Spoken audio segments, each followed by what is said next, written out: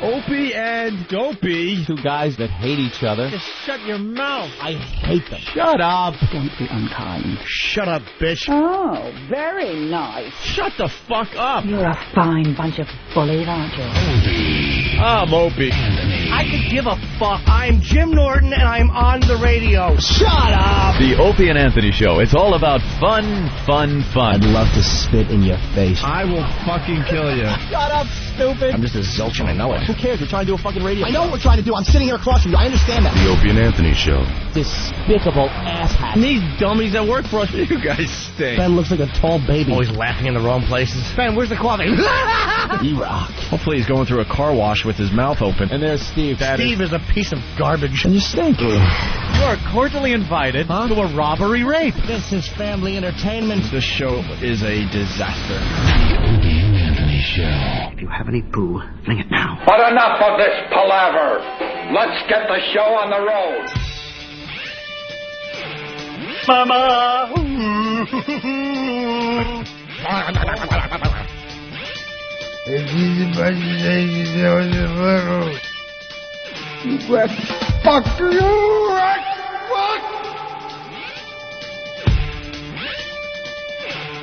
Shut up, you damn asshole. Shut up, you damn asshole. Shut up, you damn asshole. I'm sorry. I did so many bad things. Sweet. Show me with your mouth. Show me with your mouth. I tried to do the right thing, but I'm weak. I'm so fucking weak. I really don't know that one. That's from Bad Lieutenant. Okay, yeah.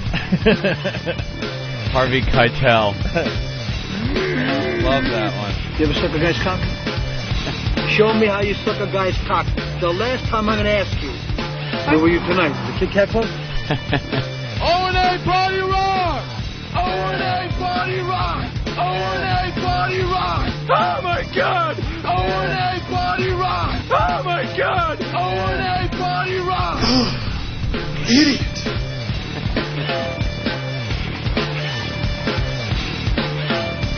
Hey, welcome to the Opie and Anthony program. I know a thing or two about a thing or two. That's right. Thing or two. That's right. Hi. I'm just checking Fox News. I got to keep track of Rita. Lovely yeah. Rita. Now they're saying Houston, huh? They have it plotted through like next month. Yeah, they won't know exactly where this thing's going once it gets into the Gulf. To tell you the truth, they just don't know.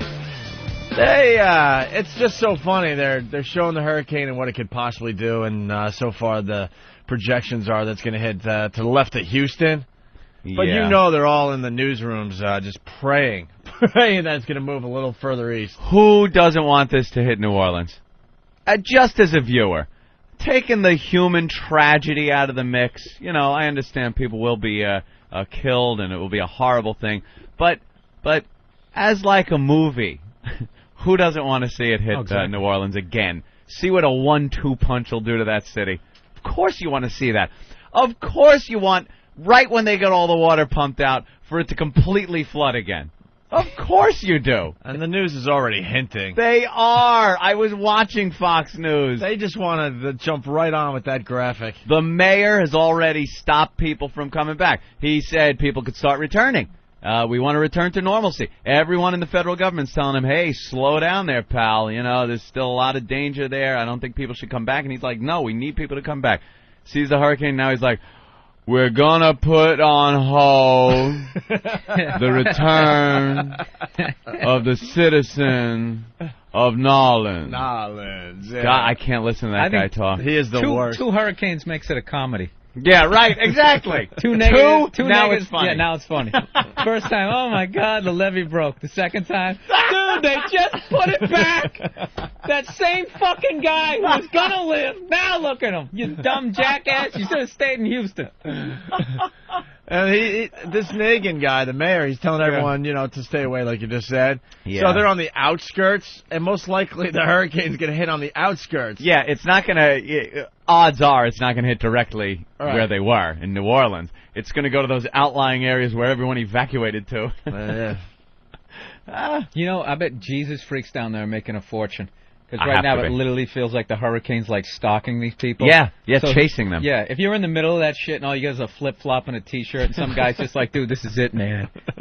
God is coming. You need to repent. Whatever you got left in your pocket, you're going to give it to. Yeah. Sinner. Just amazing. Yeah. Absolutely amazing. Well, very busy hurricane season, and they get him in the Gulf. It does happen. What are you going to do? Poor New Orleans. They'll still have Mardi Gras, though. I'm certain of it. Let's say hi to John in Jersey. John, what's up? Hey, how you doing, guys? All right. Hey, on the brighter side, if Rita misses, we have a second chance. Yeah? Yeah. With the storm hitting New Orleans. Holy shit, John. Wow, what are you talking was about? Record time. We weren't on for 2 minutes. You know that we're on fire already? We have a really good start to the radio show? And you, screeching halt. Let's go with this. Goodbye. Well, what is he trying? Did he just... I like how vague his sentence was. He's just like, yeah that's like, the other thing, too. Like, we're going to be like, wah!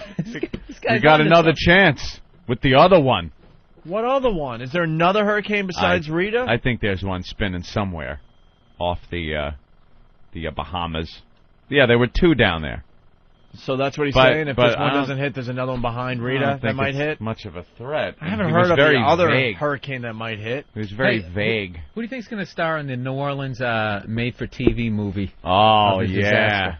Oh, maybe a little Liv Tyler screaming on top of Which should be like a deputy sheriff. Yeah, with a horrendous New Orleans accent. She would have to be somebody, like a cop or something like, not a victim. It would be Sandra Bullock.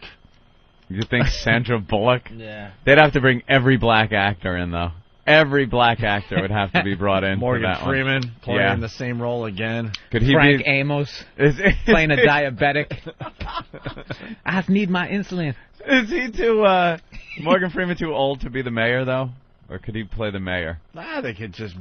why not? Morgan Freeman can do anything. Yeah, he can do anything, of course. Actually, they'll have Will Smith as the mayor. Will Smith? No, Will Smith's got to be like one of the guys that helps a shitload of people. Well, it's going to be an action movie. Out of their roofs. We got WB11 here in New York already teasing that the hurricane might hit New Orleans. Even though all the real people are saying that it's looking like Galveston. And they have no clue, these things. You got to wait. You got to wait. For the second time in a month, New Orleans residents are fleeing for higher ground. Another storm could be headed this way, and people have been told to get out by tomorrow. It's like you're fighting a losing battle, but this is all innings. We're not going to quit. We're going to build this back. Business owners began returning over the weekend. The Algiers neighborhood across the river from the French Quarter just reopened Monday. Now the plan to bring nearly 180,000 back is on hold. We are suspending all reentry into the city of New Orleans. Criticized for reopening the city too soon, Mayor Ray Nagin is now bracing his city for round 2 with Mother Nature. Our levee systems are still in a very weak condition. Our pumping stations are not at full capacity. We're on a mop. Any type of storm that heads this way and hits us will put the East Bank of Orleans Parish in very significant harm's way. Nagin says a mere 3-foot storm surge could cause another breach in the levees. President Bush, who is headed back to the region today, had questioned the plan to return evacuees to New Orleans. If it were to rain a lot, there is concern from the Army Corps of Engineers that the levees might break. And so, therefore, we're cautious about encouraging people to return at this moment of history. Why is throwing in The president is making 2 stops. Later this morning, he will be in Gulfport, Mississippi. This afternoon, he will be here in New Orleans, where he will get a briefing on Rita and meet with businesses recovering from Katrina. Live in New Orleans, Sabrina Fang for the WB11 Morning News. John, back to you. Sabrina, thanks. I'm gonna go down and hug black people.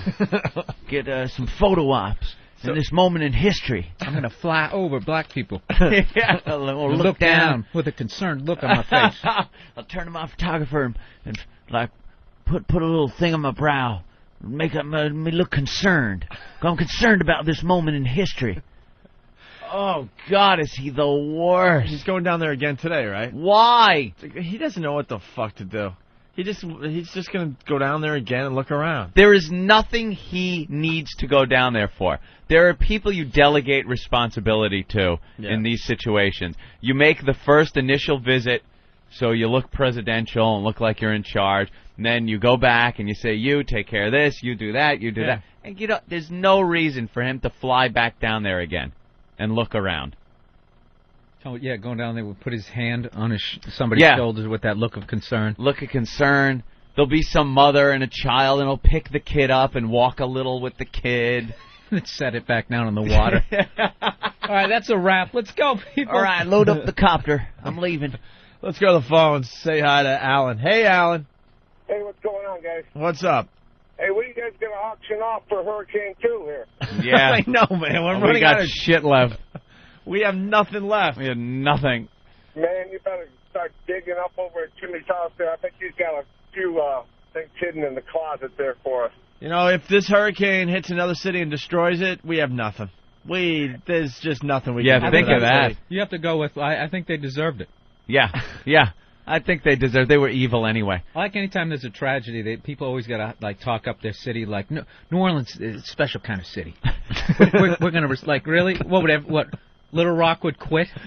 Like yeah, we don't have it in us. We're not like those people down in New Orleans. Those people rebuild. They're not quitters down there. Say fuck it. Yeah. Wouldn't that be hilarious if we just walked away like Hurricane 1. I'm moving out. City has no redeeming value whatsoever. Oh. It's contributed nothing through the history of this country, and we're not rebuilding. It's everything Las Vegas wants to be. And it's commercials, you know? Those commercials are great, though, when you turn on. It's like from the Arkansas Tourism Bureau, and they show like people on a beach riding horses and then some historic building. And you think, what could I possibly do that's fun there? Nothing. They are really trying to rope me into this one. You're so right. Some of these places, I could do all that in 3 hours. Yeah. And I'm supposed to go there a week. Every building down there is historic. They don't have any money for a new one. and they have some stupid catchphrase, something, you'll be surprised by Little Rock. Yeah. I will. And then they show the horseback riding and the beach. And that's pretty much it. And I'm thinking, if I want a vacation there, all right, horseback riding. That can be fun for like an hour maybe or 2 hours. Yeah. And then you go to the beach if it's nice out, 1, maybe 2 days. What are you doing for the rest of your vacation in Arkansas?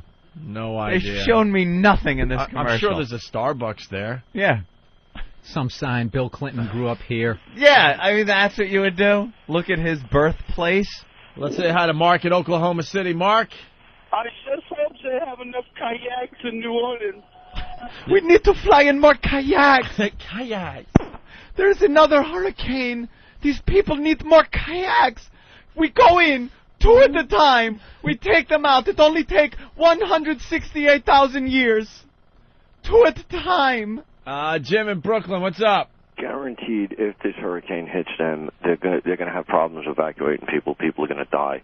And on that note, down in Florida, I know my mother's a nurse down there, and she got called into the hospital last night. They locked them down in the hospital last night. The Florida ain't gonna get much. Yeah, help. Don't worry about Florida. All right, have a good one, guys. They're gonna have some flooding and a lot of rain. This thing's going between Cuba and Florida. Cuba and the Keys. It's staying in the water, it looks like. And then it goes out into the Gulf. It's not even a hurricane yet. It'll be a Category 1. Yeah, let's get a pool. I say just on the Texas-Louisiana border. Really? Yeah. I say Houston. You think Houston? That would really be funny, just as a goof, too. Because that's where everyone went. Houston would be good, because that's where a lot of them went, man. I'm going to go with Corpus Christi. This is like Corpus Christi? Yeah, just because I like saying that. This hurricane thing is like the Jaws series, where Yeah, now it the is. shark is following them. Yeah. Didn't the shark follow her down to the Bahamas Oh, or it something? was awful in the last one. What was that, Jaws 8 or The something? next one will be 3D. Yeah, I know. Louis Gossett Jr. Louis Gossett Jr. Now the hurricanes have minds of their own, and they're following the people. Yeah. I like how they call Houston, the rappers call it like the third coast. It's like if you go there, there's no sign of the ocean. It's like you want to go to the beach, you're like in the car for like fucking 2 hours. On a map, it looks like it could be close to the coast, but in reality, yeah, you're driving hours to any beach. You know, I didn't want to look dumb, but now that Mike is asking this on the phones, I have to ask this as well. Go ahead, Mike. Hey, Ant, where are you finding a beach in Little Rock? I don't know. They show it on the commercial, my friend. I just went, probably there's some a beach. I was thinking probably some shitty lake or something. I wasn't saying it was a nice beach. I didn't say it was an ocean beach. There were people on a beach. When you said beach, I'm thinking ocean. And then I'm Yeah, thinking... They show beaches every place. They got beaches right down the hill from Mount McKinley, so no problem. Yeah, it was. I believe me, I saw the stupid commercial. It's those states that no one visits. Tennessee. Come to Tennessee. What am I doing in Tennessee? They show green pastures, running horses, cows. Some guy dressed like Davy Crockett. Yes. the moccasin on a rock. The musket. Yeah, there's old-timey dress, and some guy bending over, handing little children a piece of striped candy, something from a restoration village. I don't want to go. I'm not going. I'm going to Vegas. I'm going maybe if I got a weekend, I'll go to Atlantic City or Mohegan. Sure. I'm going to Miami. I'm going to L.A. There is so many places to go besides before you get down to Tennessee. Yeah. Before you start getting to that area. You're hyping a city that people leave. Yeah, people leave. Come to Minneapolis. Minneapolis. Did you guys even We'll know? surprise you. They always have some awful festival. Orange festival celebrating their history that no one knows or cares about except them. Anthony, Nathaniel's helping you out today. Okay, Nathaniel. And you know something, Than? Thank you. I knew Than would do something sitting there. Free things to do in Little Rock, Arkansas. All right. Kill yourself. Enjoy the art of it all. The Arkansas That sounds Art like Center. a thing they would do. Arkansas, the art of it all. Send for your free brochure on the Arkansas Tourism Bureau. No, I won't. Catch a ride, or at least admire a bevy of dream machines from April through October, every third Thursday of the month from 6 to 9 p.m. More than 100 vintage, classic, and exotic cars, trucks, and motorcycles gather under the River Market Pavilions for Mullet Fest 2005 in the River Market District for the Little Rock Convention and Visitors Bureau. Popular Cruisin' in the Rock. Cruising in the Rock. They got to make it sound cool and fun. I want to, you hear it and go, I want to go cruising in the Rock. Enter a war zone. The MacArthur Museum of Arkansas Military History. You know they have a symphony. Of course like they the do. Little Rock Symphony. Little Rock Symphony. At the Arkansas Performance for the Arts. Do you think there's a section of Little Rock? I got one. Where they do Broadway shows? Like they put on their version of Les Mis? Of course. Here's a good one for you. You go to Little Rock to see Bill Clinton's running shoes and saxophone. My God. One he played on the Arsenio Hall show. Where is that? The Old State House. 300 West Markham Street. God, there is Snap no a reason. shot with the Sugar Bakers. The Sugar Bakers. Considered a local Little Rock landmark, the circa 1881 Villa Mare, Second Empire Italianate home gained fame when in the 1980s television producers and former Arkansas residents Harry blah blah and wife blah blah used the home's exterior to depict the Sugar Baker design firm on the couple's CBS television series Designing Women. Are you kidding me? Holy that shit. reach? They took that long to say that the stupid house used in Designing Woman is... The exterior shot, Right. the establishing shot at the beginning when they go do-do-do-do-do at the beginning of the show, that house is in Little Rock. You could feed the ducks, Anthony. Well, book me a ticket. At the beach. I'm going. At that beach I was talking about. Visit the Peabody... Go body surfing.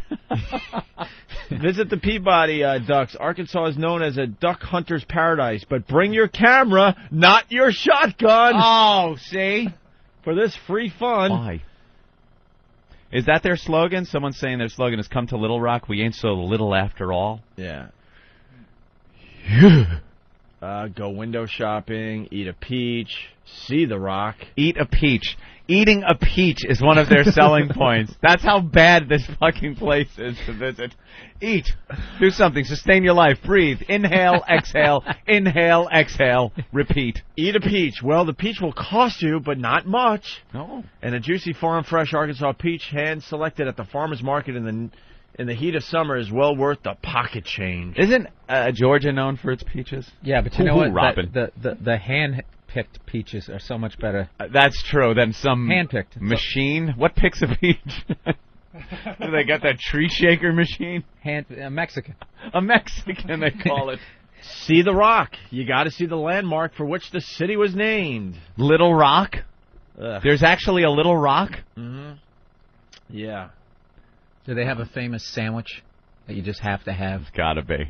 What is their food? This first outcropping of rock along the Arkansas River above its mouth was known to pioneers and early explorers traveling the river in the early 19th century as La Petite Roche, to distinguish it from the Big Rock upstream. The Little Rock on the south bank marked the transition from level lands of the east to the rugged hills of the mountain ranges and offered a natural landing for those traveling by boat. We are learning more than I ever wanted to know about. I have to admit, I actually found that a little interesting. Was it? Yeah. The Little Rock. So there's a big rock somewhere? I guess. You could climb a mountain, you could take a hike, book it. Why buy the book when you can read it for free with a brand new main library in the River Market? There's never been a better time to browse the shelves looking for a good read. Visit a library. That's another selling point. Because the library's new, there's never been a better time to browse. I bet all those books are brand spanking new and there ain't a fingerprint on them. You want to read a fresh book, crack it open, and smells like new book. Have a grave experience. Oh, this sounds scary. You go to a cemetery and walk around a little bit. Let's see, ranging from the more common angels and cherubs to a unique pair of two young girls memorialized. Two sisters who died in childhood and are buried there. Sounds scary. Those buried in this graveyard include at least 10 Arkansas governors and 3 U.S. senators, 5 Confederate generals, 20 Little Rock mayors. If you can name one, you win 2 days and 3 nights. Exactly. Cultivate your senses. It just keeps going on and on. Yeah, I would love to listen to more, but I just went to the Arkansas Symphony website. There is indeed a symphony, Bill. You are absolutely right. They always do. You know what the sad thing is? I bet they're great. None of you them think are from they're really there. good? It's like working up the farm teams of symphonies. that's like quadruple A. Yeah. Yeah, you could get there. Some lifer playing the fucking cello. Steve in Philly. What's up, Steve? Hey, guys. What's going on? Hey. Hey, enter a war zone. When you make a wrong turn in Little Rock and a schwoogie's jack you for your Escalade. Yeah, it's I hear there's a lot of gang violence down in Little Rock, Arkansas. Oh, yeah. absolutely. I saw a show on that once. All right. Gangs. Hey, when are we gonna have more sex on the radio? Dude, we had a lot of sex last week. Last week was Calm like down. our sex shows. That's right. We need more. We need more sexiest state. Arkansas, my friend. Yeah. Do we even know who the sexiest state is at this point? Hopefully, it was me last time in December in Pennsylvania. That was you banging that. Yeah. Brought up the poop shoot. Yeah. Yep. Yeah, all right, I remember you. All right, let's say hi to Scott in Little Rock. Scott. Yeah, fellas, don't come to Little Rock. You ain't missing a damn thing. No. 100 degrees every day, 90% humidity. Don't waste your time. What do you do down there? I travel for a living, so I'm not there very often. So your job takes you out of Little Rock? Yes, fortunately. Did you grow up there? You grew up in Little Rock, though? Oh, yeah. And what did you do? What was some of your activities for fun in Little Rock? Fishing. Fishing. We got some good fishing lakes. That's about it. At what age were you when you realized that place sucked? Damn, when I first got there. Yeah. It's like New Orleans made over. But the only way you would know it sucks is if you ever left there. There's probably people that have never left Little Rock. Think Little Rock is just the shit. Thinking it's the Mac Daddy. Yeah. Yeah, Mac Daddy, my ass. Punch it out, boys. All right. That was the show. It was Bangin' in Little Rock. That was the HBO special on the gangs of Little Rock. Who knew, right? No one knew that before. But weren't they a bunch of, like, wiggers? A bunch of little white kids trying to be in gangs or something? I don't know. Maybe Anthony knows. Anthony! Yo, Opie and Anthony, Bill, what's up? Hey, man. The Bangin' in Little Rock, was it white gangs? No. It was like strictly like Bloods and Crips, and just how like these two gangs just pretty much dominate all the crime that's going on over there. Yeah, I remember seeing a lot of guns and stuff, and they were like beating people into the gangs. Yeah, that was like one of the first HBO on the covers, like one of the first cities they really like went into before like Crack Street and everything. How weak is that though? Like, if any of these people went to L.A., they would just get their asses handed to them. But in Little Rock, they're like the Little Mac Rock, Daddy. you run the show. Bloods and Crips, they're like a corporation. Yeah, They like Burger King, McDonald's. It's like they franchise out. Yeah, all the other gangs are bummed when they come to town. Dude, they're putting up a Walmart. Fuck. What about my hardware store? Yeah, what about my mom and pop gang? We were terrorizing. We were causing mayhem. Yeah. If I had that kind of budget, I could get those kinds of weapons. Exactly. Now I got to get beaten into a gang all over again. Fucking 32. That was the shit, man. I like every city, like, west of St. Louis is, like, on those HBO things, seems to be, like, I mean, before you get to, like, L.A. and that stuff, is all white kids making, like, crystal meth. Yeah. Stealing their dad's, like, Chevy Love pickup truck. Chevy Love. The rusted out bed.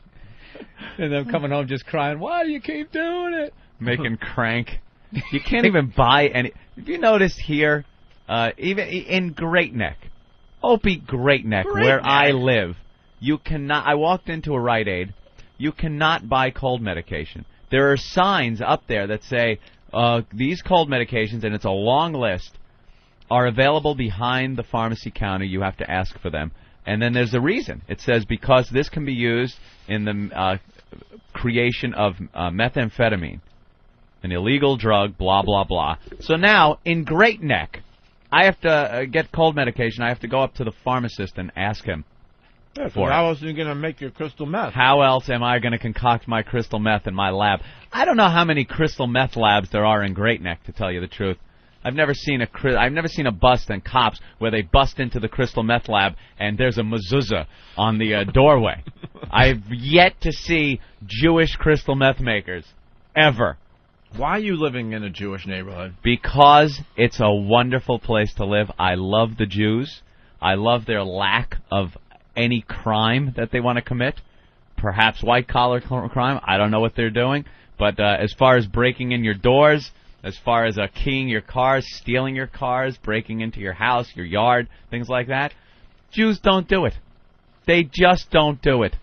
I've never seen Hasidic walk by a car and just key the shit out of it and laugh. An acidic prowler. No, there's never a acidic prowler, although they are dressed for it. Yeah. Very dark clothing. You could probably break in very easily undetected, but they just don't do it. Is there anything more uncomfortable than seeing a Hasidic Jew, like, waiting for the subway in, like, the middle of July, wearing that whole Little House on the Prairie outfit? You're like, dude, it's like, you know, I believe in God and that type of stuff, but I don't think he minds if you take your coat off or something. Yeah, I don't think you're going to hell if you just kind of cool down a little bit. Oh, those curly Q things just dripping with sweat. The curly fries? Yeah, whatever. Just kind of hanging there. The payas. Hey, I got to go back a little bit because the instant feedback is, notice something and the phones notice something. Yeah. How do you know the theme song to Designing Women? Did I actually do the theme song? You did a little bit, enough where people are like, what the fuck? Dude, I was just doing random notes. If I hit lucky, boy, that's amazing. Yeah. I thought that was like a talk show, like The View. Yeah, see, I was just kind of doing an establishing shot song type thing. All right. I really don't know the theme. Was that one of those awful sitcoms that you never watched but went like 19 years? Oh, yeah. You almost... Yeah, I was close, I guess. All right. Ugh, you're safe. That's the soundtrack to suicide. Please. Just some awful fucking marriage. It's Honey, our show's on. You don't have the balls to say you want to watch the game. You just fucking... It's so funny. Designing Women's on. It's a riot. That show and that other one with the old broads, the Golden Girls. Oh, you know, there's another one that was on forever. Caroline in the City. That whole cast could walk by me on the street, and I would have no fucking clue who they were. And it was on forever. Oh, they all got huge houses. Yeah. And, yeah, I could not identify one of them. That's funny. Oof. Wonder what it's like to be on a show like you're making all that cash, but like nobody gives a fuck. No one cares People about your friends are getting mobbed. Yeah, you're not a celebrity. You're making money. Your show's been on for years. You walk the streets anonymously. You go down the red carpet. They think you're like a publicist. Yes. You're like, I am starring in my own fucking sitcom. I've been on for buddy. Keep it moving. 8 years. Oh my God, we got the cast of Caroline in the City on the internet here. You're right. Yeah. Who I wouldn't are recognize they? Any of these guys? Who are they? Although my buddy Adam Ferrara was I think a recurring character on 2 episodes. Are we getting video of that, Ben? Do we have video where we could talk about that? Yeah, we'll have video in 1 second. All right. I want to see that clip. Yeah, really. Of Adam delivering that horrible material. I know. Ben just wrote this down, but we need another minute before we can say anything on the air. Okay. That's wonderful. Let's say hi to Frank in great. Jersey. Frank, That what's is up? So good. Hey, guys, you missed the obvious attraction in Little Rock. All right. The Bill Clinton Library, Mm-hmm. where you can buy cigars and blue dresses. Punching out. No, you're not punching out. Realize there's no punching out. You are a crater of burning jet fuel. All right, let's say They hi. always want to punch out after the crash. It doesn't happen that way. I've heard people that go like, yeah, the Clinton Library, have you visited that? No. Well, it's punching out. Like, that's punching out. Right. Before he gets to the bad punchline, that is impact. Your family will get your dental records, and that is the only way they can identify you, my friend. That joke needed like an awful late-night band to start playing as he went to commercial. Hey, this is... Hey, what's the deal with that? It's fucking crazy. Hey, Bruce. Bruce in New York. Hey. Anybody else What's see going this? on? I heard on Fox News or CNN this morning, I can't remember which, Yeah. but they say the governor's mansion had a fire. Damn near burnt down the whole trailer park. All right, I think we're done with our Arkansas segment. Jesus. Yeah, that's a joke, son. Don't you get it? I made a funny, son, and you're not laughing. Here's Nathaniel. Did you print that up or somebody else? Travis printed out some of the bad slogans out there. Yeah, but they're bad slogans for places around the world. Like none for the United States. Yeah, we need the same thing for the United States. That I would see be like fun. the Tourism Authority of Thailand is Thailand, happiness on earth. Amazing Thailand, experience variety. Thailand. Well, what's the slogan for Vegas again? Little boy, I know, you know what Thailand is known for as far as the tourism goes. Going there, getting and having sex with underage, with little children. Yeah. Not underage children. What does that mean? Having sex with underage children. I like the children that are of age. By that beach they got there. Thailand. Malaysia is Malaysia. Truly Asia. It rhymes. You know Queensland? everybody over there, that's what they get trashed for. Yeah. That ain't Asia. That ain't Asia. Nah. Malaysia. Truly Asia. Incredible India. Eternally yours. Don't people bathe in their own shit water in the rivers over there? You make it to you get a slogan? Sounds nice. Well, Vegas is the good one. Does anyone know another slogan for another city that the tourism people I love send out? New York. Oh, yeah, okay. I love New York. What does that really mean, though? Greece, beyond words. Yeah. Live your myth in Greece. Virginia is for lovers. Oh, yeah, Virginia Yes. is for lovers. Why? Is that like the license plate, or do they really... They're even fucking in Little Rock, so... What's on the... The New Jersey license plate is live free or die. Is that the state saying, or is that just... That's not New Jersey, That's Ben. New Hampshire. Did I say New Jersey? New Hampshire. New Jersey. I meant New Hampshire. Idiot. God. You want to see some good video, by the way? Yeah, go ahead, Ben. Tell everybody what you... Poe's sound asleep at the security desk. Sound asleep. Yeah, Steve just videoed it. So if you walked past the Kevlar and bulletproof glass window, you could see Poe sleeping in there. He's asleep. Thank God like he's safe. asleep on a cell phone. He's got his hand up to his head. Thank God he is safe. Doesn't he look like he's getting some awful news? That's just... Can you hear him snoring in that video too, Steve? Well, he's in the soundproof area His there. head is down. He is completely asleep. Not even trying to look like he's awake or hidden or anything. That's great. Someone get him on a phone. I don't want him in studio. He's dreaming he's squared off with Bruce Lee. What's you got like a fake gun? Somebody put like a ski mask on and just freak him out. Walk up to him, put it to his head. You'd probably end up dead, though. Get on the ground, motherfucker! You'd probably end up dead. He'd twist your arm off. Kind of disheartening when you're trying to do a morning show and make people laugh and entertain them, and your security guy is fast asleep. He really would. Wake up and smother you with that leather vest that he wears every fucking day. All right, where's Andalusia? Andalusia. There's only one. I didn't even know there was one. Iceland, unspoiled Iceland. I want ones from states though. Yeah, that would be fun. Like how are they talking up like Oklahoma? How are they talking up South Dakota? I've been to South Dakota though. They got the Badlands there. Mm-hmm. That's nice. They got Mount Rushmore. They got a lot of pretty rocks. Rocks are there. Lots and lots of rocks. Yeah. All right, we're going to take our first break, and we'll continue with the Opie and Anthony program. We got lots to do today. We got Laszlo coming in. Oh, you want to hear the Laszlo trailer? Yes. We should play this right away. Laszlo coming in studio at 9 a.m. He does some great production for the Opie and Anthony show. Also, Julia from Co-Ed Magazine in studio to talk about sex. Gene Simmons calling in later on. That'll be fun. Promote something. Well, he's promoting his School of Rock or whatever. He's got something else, too. Oh, really? Yeah. Is that school Does thing he have like still a KISS laptop? He's got so much stuff going on. I know. Jesus Christ.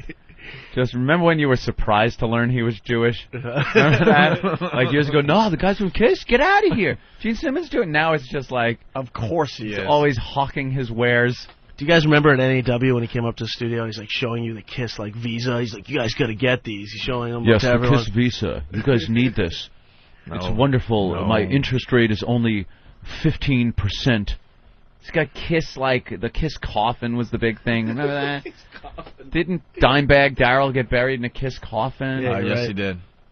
Oh, God. We got Master Poe on the line. Master Poe. Yeah, how you doing, Ope? Are we disturbing your sleep today? No, I'm doing just fine. They got video of you sleeping. Oh. Yeah. You have a long night? No, not at all. I kicked the Sandman's ass, gentlemen. Tried to sprinkle sand in my eyes. I choked him out. Choked him into submission. Yeah, I was choking sheep all night. What happened there, Poe? Were you sleepy? No, I just had my breakfast. I'm fine. But you fell asleep, so you're probably a little sleepy from something last night. Yeah, we don't have video of you eating an egg sandwich. We have video of you snoring and sleeping. You're not getting out of this one. Okay. Why do you feel like you're the only one that can't be part of this radio show? We caught you sleeping, so now you have to tell us something. Were you meditating? You know something? I was. Does that look like what he does? He meditates. Remember Mr. Miyagi in Karate Kid? He was meditating, and Daniel-san walked in, and he thought he was sleeping. Yeah, I was Didn't budge, didn't move, looked asleep. That's he was meditating. You were meditating. Praying for the victims. Yeah, if you want to call it meditating, sure, I was meditating. Yeah. No, tell us. My mouth was open, meditating? I've never seen people snore meditating. Right. What happened? You didn't get a lot of sleep last night? No, I'm fine. I was just cleaning up my place. And, extra work, that's all right. Yeah, that's a little sleepy this morning. Just a little. I'll be fine. All right. All right, Poe. I appreciate it. All right. Thanks, guys. There he goes. He was just meditating. He's not happy. No, he wants people to think he's perfect. No one likes and that being he never, caught sleeping. ever fucks up. Dock that chink a day's pay for napping on the job. I just saw that the other night again. No one likes to be caught sleeping on the job. Okay, Gene Simmons calling in a little later. Laszlo coming in, and he did this production piece. We got to hear this. This is great. Yeah. In 2002. I'm going to start over because Just like that. That's it. What happened? I'm just babbling. We're still on.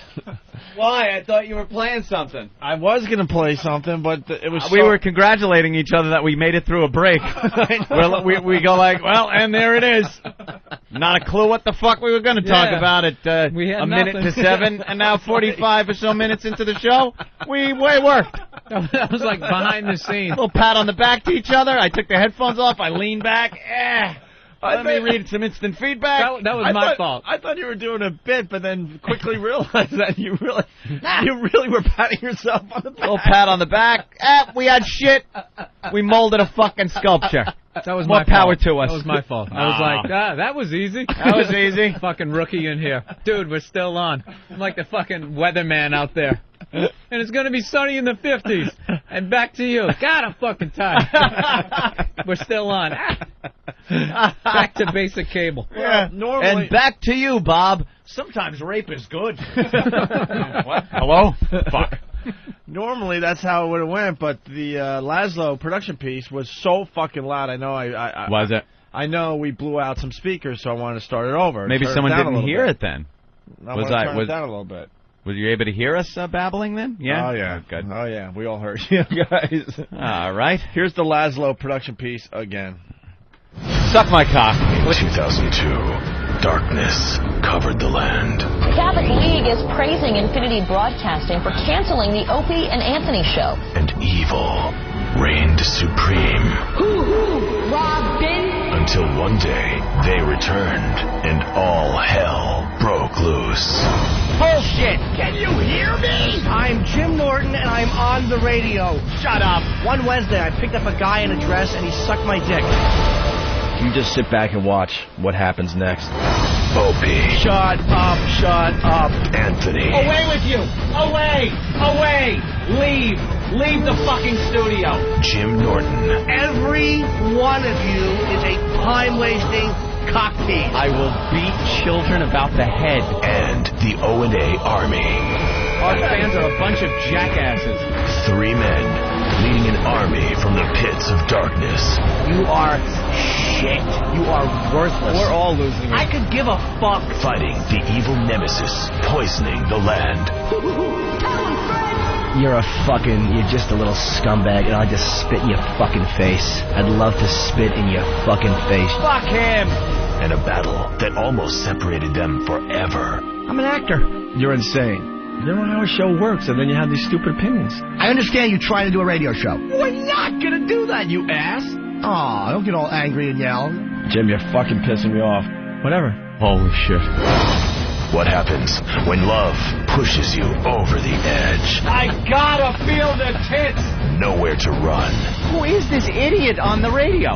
Nowhere to hide. You're shit out of luck. And no way out. Dance, motherfucker, dance. Yeah, look at my cock. The most anticipated thriller of the year. Give to me the money, I will make for you the like I fuck. No! The Opie and Anthony Show. Rated R for retarded.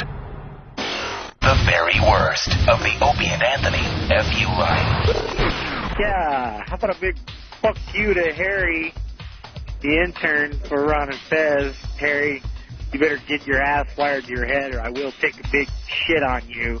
All right. Fuck you, Harry. Yeah, it's Dan. Hi, Harry. Just wanted to remind you. Fuck you, Harry. My fucking foot, man! Something fell on my fucking foot, man! Pussy. Fuck you, Harry. I mean, come on! Fuck, you can't give me 1 minute of airtime? Fuck, you won't even fucking answer the call now? F you, Harry. I want to give a big fuck you to the town for making my job a living hell every goddamn day. I want to give a big fuck you to the gas station manager who thinks she's hot shit because she told me I couldn't give a credit card over the phone. I want to say fuck you, fuck you, fuck you, fuck you, fuck you, little sucking fucking butthole of America in North Carolina. Fuck you! You are a fucking tool, Harry. Fuck you! This is Noah Mike. I want to give out a big fuck you to my brother Andrew, I'm homeless now because of this damn hurricane here in New Orleans. This douchebag's got 2 apartments, one that no one's in. So what does he do? He offers it to me. Then what do you do? Because that hole you're married to controls you and has your balls in a jar. You end up giving it to her mother's friend of a friend instead of your brother, your own family who's homeless. Fuck you, Andrew, and fuck your wife. Hey, how's about we go steal some picnic baskets? Oh, I don't know, Steve. I don't think the park ranger like that. Oh, what the ranger doesn't see, the ranger won't know. Call the Opie and Anthony FU line at 1-866-FU line 1, 1-866-FU line 1. Well, fuck you very much. It's a funny tune that we play. That's not what we walk out sodomy. We're back with the Opie and Anthony program.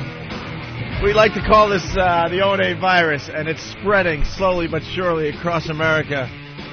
We just came up with a pretty good idea, but Steve is very bummed out about our brilliant new idea. More work for poor Steve. Well, we just played the Laszlo O&A movie trailer, and it was really, really good. We'll be playing that from time to time. And, whoa! Hey. Watch it, Steve. Steve is making a damn. Put the landing gear down. Oh, there he goes. All right. Come on now. So, you're getting a little ballsy with that thing. You came right over my head. I wasn't expecting Bill to be here. I was looking for a spot. Yeah, Jesus Christ. Sorry. That's really stupid, though, because you know Bill's going to be here every day. Well, yeah, you're right. You're right. I just... Hydrogen exhaust is so tired. You can't let that slide. I know. What does that mean? I don't know. I'm working on 3 hours of sleep. All right, so... hybrid improv skills. Improv, yeah. So Laszlo did a great O&A movie trailer. So I turned to Anthony. I'm like, the listeners like to get involved from time to time. Remember when we did jingles? Yeah. Oh, where are the jingles? Hold on. They're all in... those jingles. Yeah, hold on. I got two of our favorite jingles that came in. Oh, you're playing the Opie! That one's great. Well, I liked it. All right, yeah. That's my favorite. Yeah, this one's my favorite. Opie! Anthony! And Norton Show! Good times, great hits, except you don't do! Suck my fucking cock! Oh! Well, look who's just walked in. It's E-Rock. The fuck, dude? We're in the middle of doing something. Sorry, showing Nathaniel something. What were you showing Nathaniel? Roll the listener jingle. His new album. Yeah, if you weren't listening yesterday, Eric has walk-on music now. Yeah, what are you one of his favorite artists. Where all the rest of the listener jingles are. We don't need the rest of the listener jingles. We only need the ones we have. All right, there he goes. Thank you, Eric.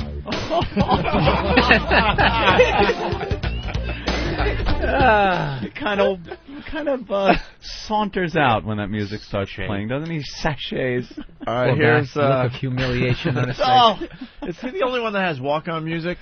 Steve has the hybrid thing every time he comes in. We used to have Martini Steve music every time he came in. God, that is the Do we worst still have music. that? Yeah, it's on your replay, I think. Is it? All right, hold on. Yeah, Dan, do you know where it is? I think it's over here. I actually think I know where it is. In the old days when Steve was no, that's the remix. Drinking like a maniac. Oh, well, no, that's the remix. We used to just play the music from Austin Powers. All right, here's the other jingle that came in from one of the listeners.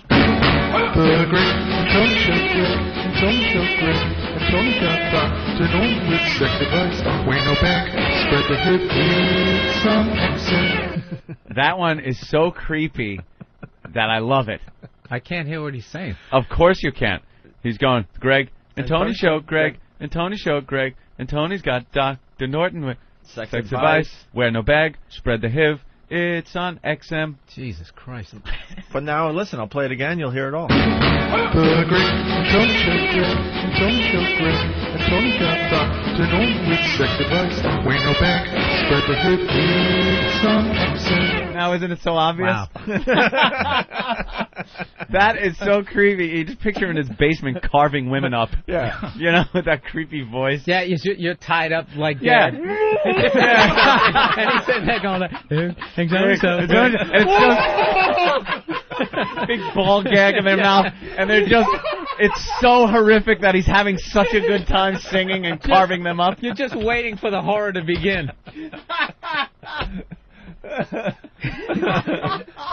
Oh man, I know. Oh, that awful. Oh God. Very funny. So the point I was going to make really fast, and it's taken about 10 minutes. Laszlo O&A movie trailer.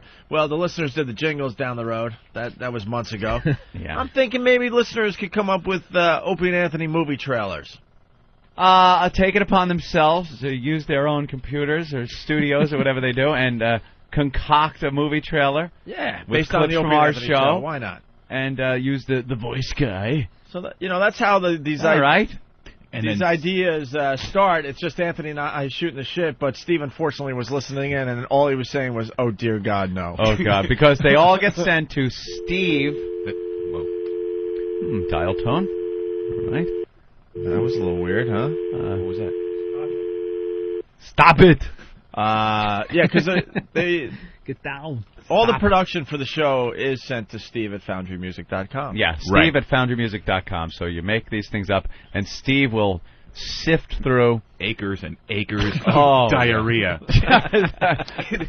Like Nolans. Yeah. He will seek out some type of little nugget of gold. A little morsel. Yeah.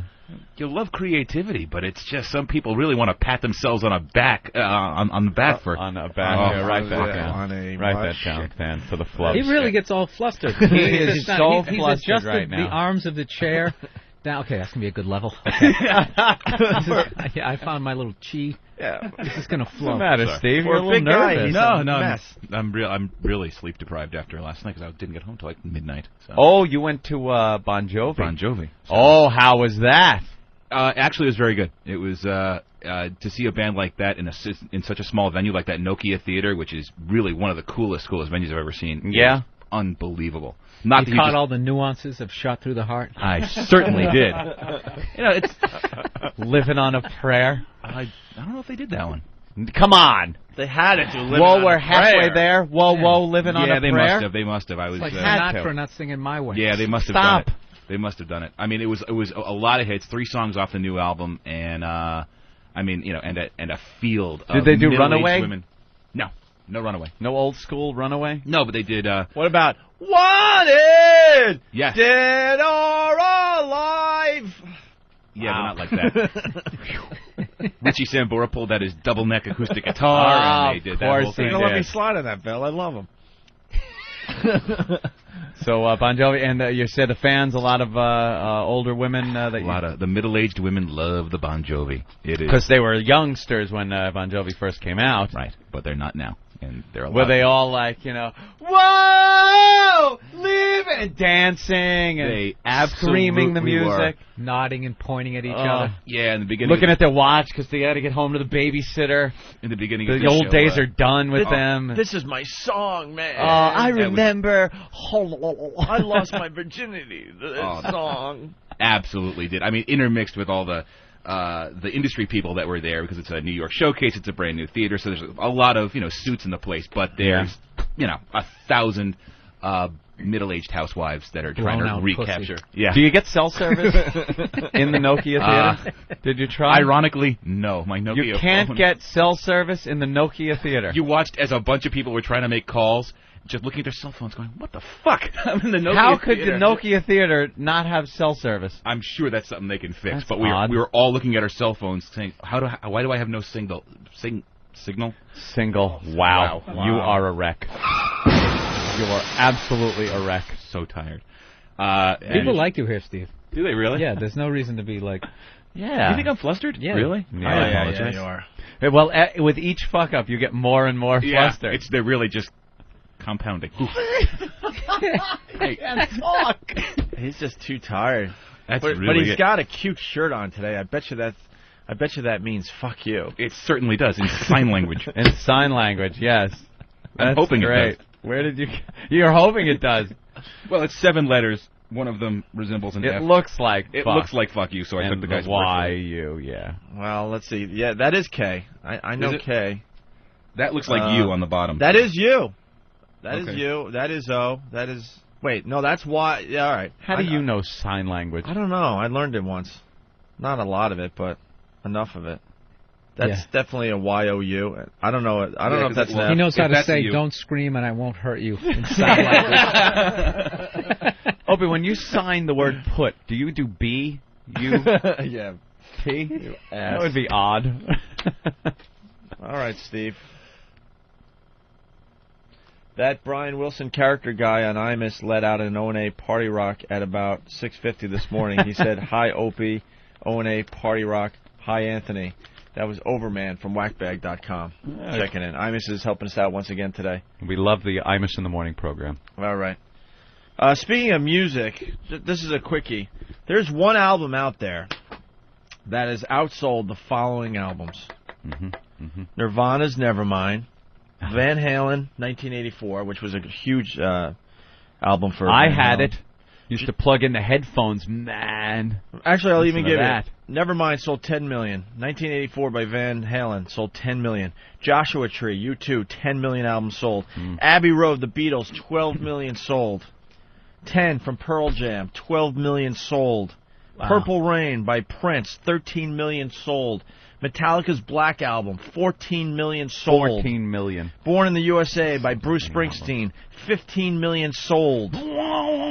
Appetite for Destruction. Jersey and shut up. Who likes Bruce? With his 4-hour stories. Oh, aren't they awful? Hey, Wendy, I got a record deal. Shut up. Who cares? Who cares? Well, we went to the Jersey Shore in... Oh. Whoa, whoa, whoa. He is the worst. Every song's about a factory. Just that's ponderous. closing. like everybody's decent people who fucking work in those places. And I grew up thinking that I'd work there too, but they closed it. And now where am I gonna work, Wendy? Shut up. Song goes on another 10 minutes. in my car. So I got in my Chevy and went down to the shore. Who cares? Walking the boardwalks of Jersey. Shut up. Whoa, whoa, whoa. How ponderous. What a pompous ass thinking anyone wants to hear a 10-minute storytelling session from this idiot. About love, losing about his job, anything. Who his cares? ride. That's like Carlos Mencia building his whole act around the greater San Diego area. They finally gave a beaner a show. Dude. Anyone ever see the signs with the families crossing the street? No, never. It's pretty I've never wacky. seen it. I live in Minnesota. I've never seen a family of Mexicans on a sign across the street. Never, ever. All right. Well, Bruce Springsteen, born in the USA. Born in the USA. Oh, would I love to see his throat pop out. That's 80,000 idiots in Giant Stadium. Oh, just chanting along with Bruce.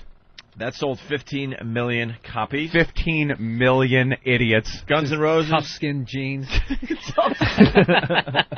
Working man denim. Yeah. That's what he's got on on. stage with a thermos. I'm going to sing a couple of songs for you people. And a bandana. Then I'm going to go dig a trench. Sure you are. Because I don't know any other way. I'm just a working man from Jersey. Shut up. Shut up. You know, he's like the Midwest's answer to like John Cougar Mellencamp, Yeah. who just sang about farms every fucking time. Yeah, real relatable. I could really relate to that one you did about cabbage there, John. God, every time I'm out there picking the cabbage. I'm an idiot. He's doing a killer Bruce Springsteen, and I bring up some obscure douchebag. No! I agree wholeheartedly. It's fine. Appetite for Destruction, Guns N' Roses, 15 million copies sold. Physical Graffiti, Zeppelin, of course, 15 million copies sold. And that's a double album, too, right? Wow. Yes. Does that mean 30, or they sold 7.5? Yeah. How does that work? Love the big double album. You can clean your pot on it easy. The seeds rolled right down the seam. The ancient days. I did it to you again. I'm sorry. Go ahead. What? I'm just fucking... That's how it works. That's how it works. You just plow contribute. Ahead. We just plow ahead.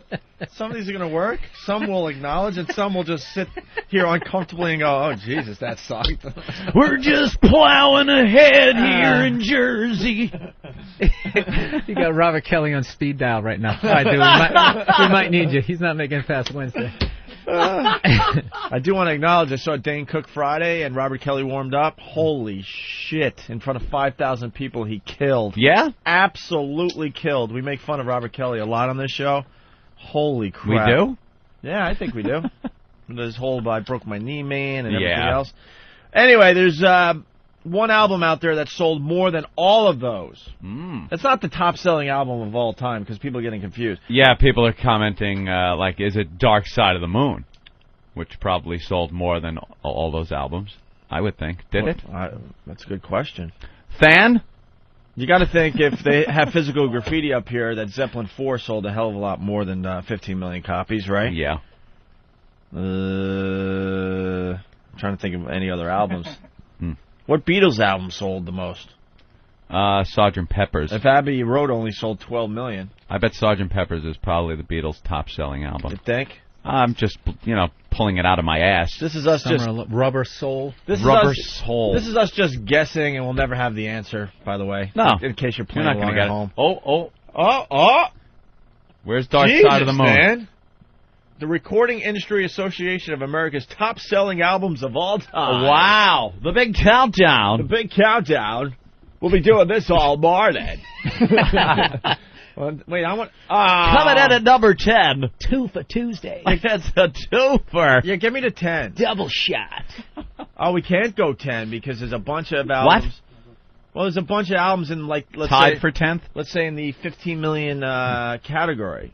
Get the Let Out coming up at 5. Yeah, where we play Led Zeppelin for your ride home.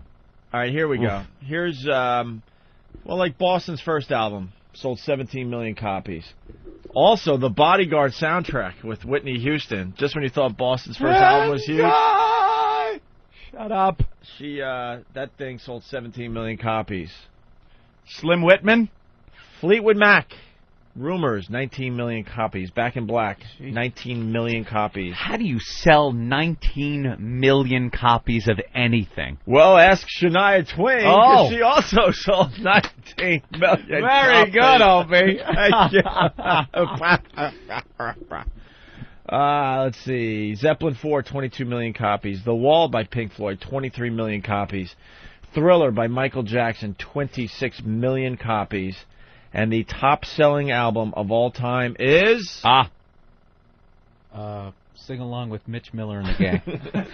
Sing Along with Mitch. That's my first record. The Eagles' greatest hits, 1971 through 1975, 28 million copies. That's the biggest selling album of all time. Yes, but getting back to our cute little thing we were doing, I now that we never would've confused the guessed fuck out of everybody, all those albums I mentioned earlier...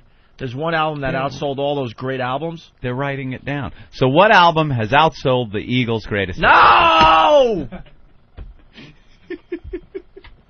I thought that's what you were getting at. No? That's the way you were phrasing it. Yeah. It was excellent news. Keep the people watching the news, but probably vastly exaggerated. We can see it. There was no major outbreak of any endemic Imus in the Morning program? Yeah, I was told that... what is this? That's the audio. From today? Yes. Thank you, Steve. You're welcome. Steve. When Steve fucks up, he works extra hard to make up for it. I certainly do. Yes, he does. Here's Imus. Brian Wilson is here this morning, and how are you, Brian? Hi, I'm Brian Wilson. How are you? I'm fine. Good. What's new, Opie? O&A Party Rock XM Show 2. Hi, Anthony. And sports coming up 11 till hour. What the hell is going on with those guys over there? You know, I tried to call Imus, but the number I got for him that he gave me a while ago. Uh-oh, disconnected? Yeah, I guess. I can't get a hold of him. I asked Eric, I don't know, 3 or 4 days ago to get me a new Imus number, but Something tells me he changes his number a lot. He probably gets people that find out his number and call him. I just want to call him and thank him for all the, the plugs he's been giving us on MSNBC. Yeah. During his morning show. Anyway, so all those albums, should I do it again? Real fast: Nirvana, Van Halen, U2, Beatles, Pearl Jam, Purple Rain by Prince there, Metallica's Black Album, Born in the USA, Bruce Springsteen, Appetite for Destruction, Guns N' Roses, Physical Graffiti by Led Zeppelin. There's one album that has sold more than those. Thriller. Not Thriller. Oh, he's so upset I'm ruining his bit. Wait a minute. No! Don't rip it. What is it? I want to know. It's going to drive all the OCD people crazy today. Fuck you all. I don't remember. It's the Eagles. You're going to set them off. 1975. Tonight, their second one. Had to be. Sometime during the program, I will just blurt out this band. Ooh. No, I won't. Ooh, keep listeners. Let's say hi to RX. RX. Yo. What's up, RX? What's up, guys? Is the correct answer Hootie and the Blowfish? Ooh. I'm not telling. Good guess. It's Tiffany. Yes, it was supposed to be a quick, dumb thing. Yes, Hootie and the Blowfish. Saw standing there. Cracked Rear View. Oh, my God, what an album. Sold 16 million copies, beating out Physical Graffiti, Appetite for Destruction, Born in the USA, the Black Album from Metallica, Purple Rain from Prince, 10 by Pearl Jam, Abbey Road by the Beatles, Joshua Tree by U2, Van Halen's 1984, and Nevermind by Nirvana. And you mentioned that you saw what's his name on a plane, right? And no one cared. I saw Darius Rucker. What? Rucker. Yeah. I saw him on a plane. Yeah. And no one cared that he has. No one cared. Outsold all those great albums. The guy walked on, walked off, got his bag, left. Nobody bugged this guy at all. Could you imagine? James Hetfield walking through the airport? The guy would be mobbed. Bruce Springsteen? Springsteen. Well, I landed at Newark and I'm driving to the shore. Ass. Rev from Jersey's all pissed off at me. Why? Will Jersey ever get any respect in your eyes? And I defy you to name one big name artist from Long Island. Excuse me, how about a guy named Billy Joel? Sold a few records, didn't he? How about a little lady named Pat Benatar? How about a guy named Eddie Money? How about... You might know Eddie Money. How about... What? The all-time selling That was a big female... drop-off, by the way. Certainly was. Eddie Money. I got to Eddie Money. Oh, no, it gets worse from there. How about Blue Oyster Cult? How about Twisted Sister? How about Foghat? How about Tell Me What You Want? Right. Zebra. Wow, now we've totally fallen off. Who's behind the door? And like the members of Zebra, I used to do gigs with them when I was at BAB, and they were selling cars, and Randy Jackson decided to keep the whole Zebra thing going, so he would do the whole show by himself. Yeah. You ever see like that one-man band that has all that stuff? He has like karaoke. He walks around with the drum set attached to him, and then he has a guitar and everything cymbals else. When he stomps. That's how the stage looked, and Randy Jackson was doing all the parts. He didn't want anyone else. Zebra. Is Zebra even on Delette? It is? Wow. I'm amazed. There he is.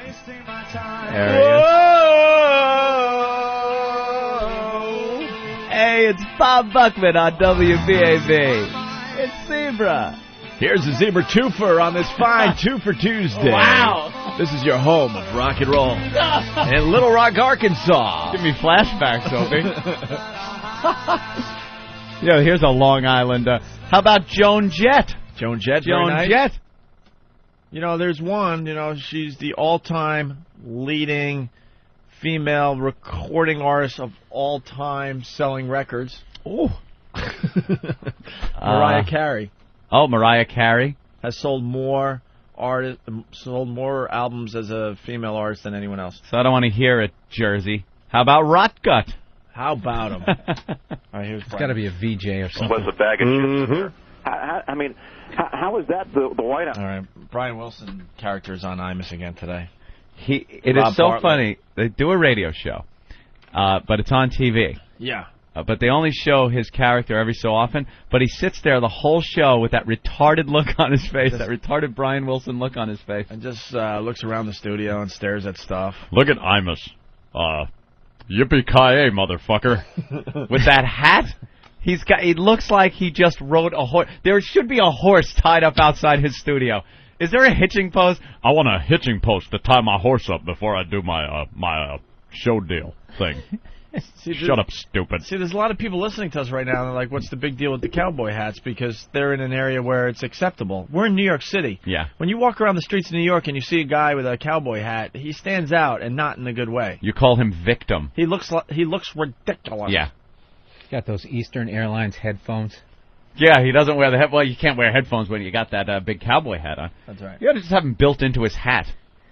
Big, amplifier and that big tall section up top and the headphones on the side. That's not a bad idea. He's a rebel. Why don't we get on And Imus' it's old show look. today? Like, the hat looks like it's supposed to. Like, look at the hat band. Has, like, a sweat stain. Like he's doing work on the ranch. I'm clearing a brush, chopping wood. Can we get on Imus' show today? How do we do that? We will never be on Imus' show. Let's give it a shot. No, Viacom won't allow it. Let's try it. Won't allow it. What's the request line number? Oh, you just want to call in? Yeah, we'll just call in. Does he take just callers? I don't know. Let's find out. You got to be a high-profile politician to get through on that line. Mark, New Jersey, what's up? Yo. Yeah. Morning, boys. Morning. Hi, Jimmy's replacement. It's Phil Burr. Hey, Mark, where do you live in Jersey? Whoa, whoa.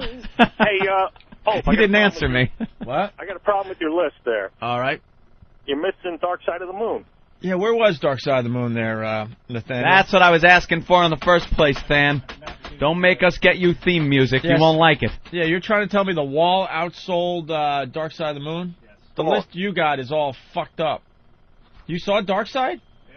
I remember Dark Side of the Moon was like Dark the number Side one of the selling Moon album. only sold 15 million copies. Yeah, it was kind of a drop-off after a while. Shania Twain outsold Dark Side of the Moon? Yeah. Oh, these are famous people born in Jersey. What about Long Island? I'm working on it. Yeah, let's go. It's Long Island versus Jersey today. Travis. We'll take on Jersey! Any day. Well, this is now all famous people, not just musicians. All right. We got people like Norman Schwarzkopf from Jersey. Nice. Jersey. The outfield. The outfield? The outfield. Remember them? We have the Stray Cats. Kirsten Dunst. Another Long Island band. Ed Harris. Ed Harris. Ew, you guys got Janine Garofalo. John Travolta's from Jersey. What about used to look at the jets flying over. Ah. Ever seen that awful story? So I named my first kid Jet. Yeah, he did. And he's a pilot. He dresses like one, too. He dresses like an airline pilot. He has his own 707 that he keeps at his house. He's able to taxi a passenger jet, 4-engine passenger jet, to his house, and then out because he has an airport at his house. Where? You've never seen that? But he has one of those old 707. Yeah, where the jets are engines are a little bit smaller. Yeah, they're small, and there's like 4 of them on the wings. Yeah. It's like the one that was used in the first airport movie. You know, one of those. Elvis flew on it. Yeah, something like that. And it's an old TWA, and he wears like the pilot thing. So it's like John Travolta in like a pilot uniform. He wears the hat and everything. It's about dancing at the disco and flying jets. But he could taxi right to his mansion? Yeah. Holy crap. Taxi the plane right up to his mansion. That's money. Now you're a cunt. Now you're a cunt. Get back in, coach.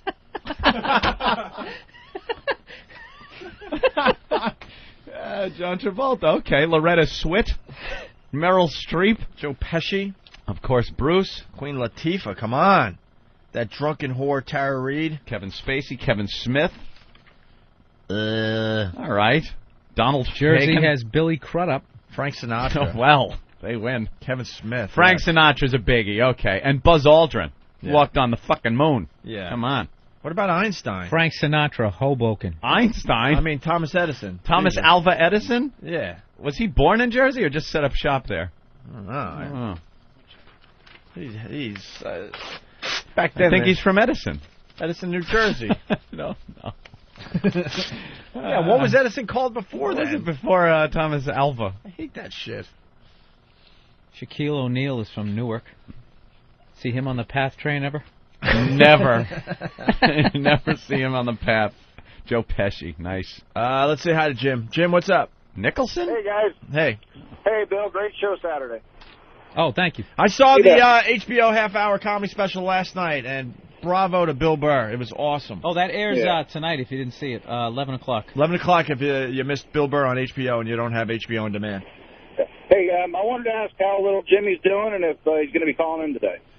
Lil Jimmy. We've been in touch with him the last couple of days, and I think he's supposed to call in today because he went to Rich Voss's wedding and he started the table reading for the HBO series. So we should get an update hopefully today, maybe tomorrow. Cool. Also, Anthony, I've got a house for you. Oh, you do? Yes. What is it? It's 2,200 square feet. Uh-huh. It's in a small town in Illinois. Illinois, huh? Yeah. The commute's kind of a bitch, my friend. I know, but it's a fixer-upper, but I need to sell this thing. Is there a punchline, or are we wasting our time here? Sir, you're plummeting. I'm plummeting. I'm burning. I'm burning up. You're losing cabin pressure. Yeah. Wow. The oxygen would drop down from the top. Just put the rubber hose in your nose. That's got to be something. Hey, guys, I got conversation starters. Because you can't just sit there and look pretty. Because you can't just sit there and look pretty. They're conversation starters, so if you're at a party, you can't just sit around and look pretty or handsome. Oh, so you can walk up to maybe a group or a person So I got some things, and then you're sitting there. Oh, I thought that was what you were supposed to say to the girl. She's sitting there, you just walk up and go, because you can't just sit there and look pretty. And she was going to respond to That's all Long Island has to offer? Wow. This is all of New York. No. Travis. Oh, my God. The New York list is really big, and I'm sure that there's more, but some of them just say New York on them. Oh, I see. This is Long Island. Yeah. It's just, you're fucking with the whole state. All right. You want the whole state of New York? No, this is good. All right. That is funny that they actually compared Long Island to an entire state. To an entire state, right. Jersey. Long Island, we got Ashanti. Uh-huh. Oof. All the Baldwins. Come on, we own the fucking Baldwins from Massapequa. Lenny Bruce. The Baldwins are your Kennedys. One thing's for sure, with song titles like The Place Your Love Calls Home and The Ghost of a Chance. All right, we missed them again. Yeah. Lenny Bruce, yeah. Mariah Carey. Billy Crystal. Yep. Rodney Dangerfield is from Babylon. Mm-hmm. Howard Dean. Mm-hmm. Sarah Hughes, your sister. Yes, that's right. She won a gold medal at the Olympics. At the Olympics. Very proud of her. Billy Joel. Not my sister, by the way, a cousin. Oh, cousin? Yep. Everyone's favorite fat dyke, Rosie O'Donnell. Mm-hmm. Jacqueline Kennedy Onassis from Southampton. Who's that? Thomas Pynchon. Yeah. Pynchon. Franklin Roosevelt. That's right. Telly Savalas. That's Telly a good Savalas? one. That's a good one. Rod Steiger. James Van Prague. And the immortal Walt Whitman. They named a mall after him in Huntington. I was going to say, the guy that builds malls. The Walt Whitman Mall. Would you guys like a conversation starter or not? I certainly would. Would you, Bill? Absolutely. Who wouldn't? JetBlue Airways. Oh, denied. I think that was bound for goaltending. I think that was bound for glory, my friend. You definitely stopped it. Who has flown JetBlue Airways? I have. I had to fly it to the Bahamas. Mm-hmm. Direct flight, by the way, which is nice. You don't have to stop in Miami. It's the first time in years I haven't flown first class because, Opie, they have no first class. What'd you think of the upholstery on those? The leather seats? Looking like it was like, you know, the leather jacket you forgot about, and it's in the back of your hatchback all wadded up. That's the way all those seats. Hard. Yeah, they're all wrinkled. But they got basic cable. Yeah. Which is the shit. I just Right watched there. ESPN the whole way out. And that make the flight go by so much quicker. Unbelievably It really quicker. is good. I enjoyed my JetBlue experience. Yeah, JetBlue does a very fine job. Well, JetBlue Airways Here's a conversation starter for everybody. Awards mortuaries a free round-trip ticket for about every 15 dead bodies they ship. Whoa. Exactly. Wait, they're shipping dead people? They're shipping dead people on almost every plane that you're on. Now, the obvious thing is, what happens during a crash? Do they, like, count that? Of course they do. So you got to find the remains again. Again. Listen to this. You gotta find... Listen to this. Wow. They could be all set for an open casket. Coming back, that. and then all of a sudden you're burnt up. And I'm going to say it again because I think Bill did miss this. All right. This is a conversation starter. Something you could just bring up at a party, and then you'll have a nice discussion. JetBlue Airways awards mortuaries a free round-trip ticket for about every 15 dead bodies they ship. Nicknamed frequent dyer programs, many airlines offer tickets or frequent flyer miles to funeral directors who ship bodies on their planes. Wow. Oh, I thought you meant like if 15 of your relatives die, you get a free ticket. Yeah. We've established motive. A little consolation. A free ticket. Is it true that 15 of your family members died? Objection. 15. So for every 15 that you ship, every 15 dead bodies, you get a free ticket. They're giving you a free ticket. Because what's JetBlue's advantage? They charge them by like weight or something like that. Yeah, that's probably because what do they charge you over 50 pounds on your baggage? Yeah, some fat fuck dies. I've never seen a coffin being loaded in though with the luggage and that stuff. Would just be creepy as you're sitting there waiting for the plane to take off. It's a bad omen. We all have looked out the window and see the luggage going into the plane. You're right. Sure, we all have. You just sound like you're doing like a sorry. You were just like, we've all looked out the window. I was setting something up. I have too. Have. Yeah, you know what they do? But when did they throw the coffin on? You want to make more money? Sure, we all do. I was setting up. I just wanted... Paralegal. Mechanic. Stenographer. Private investigator. It's the number one thing you do in radio. You sit there and you say, we all have looked out the window to see them, putting the luggage on the plane. And we all do. Everyone out there in radio land is like, yeah. Yeah, but that was the... And then they relate. See, we try to relate to our audience on a But that was daily the basis. radio version of being a comedian. Like, come on, back me up, ladies. I mean, come on now. We've all done this. Huh? Look at this guy over here. He knows what I'm talking about. We've all looked out the window, haven't we? So you're trying to say, as a comedian, you try to relate to your people? No, you just kind of used a hacky phrase. You've looked out the window? Sure, we all have. The only thing you were missing was like the hand gesture, pointing to an audience that isn't here watching. Oh, you know what? I'm going to go out on a limb and say that was a little hokey. Oh, is that good? Oh, all right. So anyways. You know what? I'm not going to tell you the rest of this. No, don't rip... Jeepers creepers! It's becoming a theme. I want a conversation starter. All right.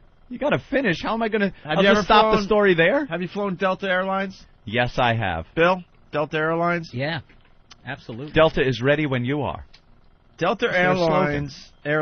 How many dead bodies do you think they transport a year? Delta Airlines. A year. What would your guess be? 3,000. 3,000? That'd be a year. A year. Every single year. 3,000 a year. I bet it's even more than that. I mean, how many flights do they have a day? I mean, it just boggles the mind. Ready for this? I'm going to say 3,200. Oh, bastard.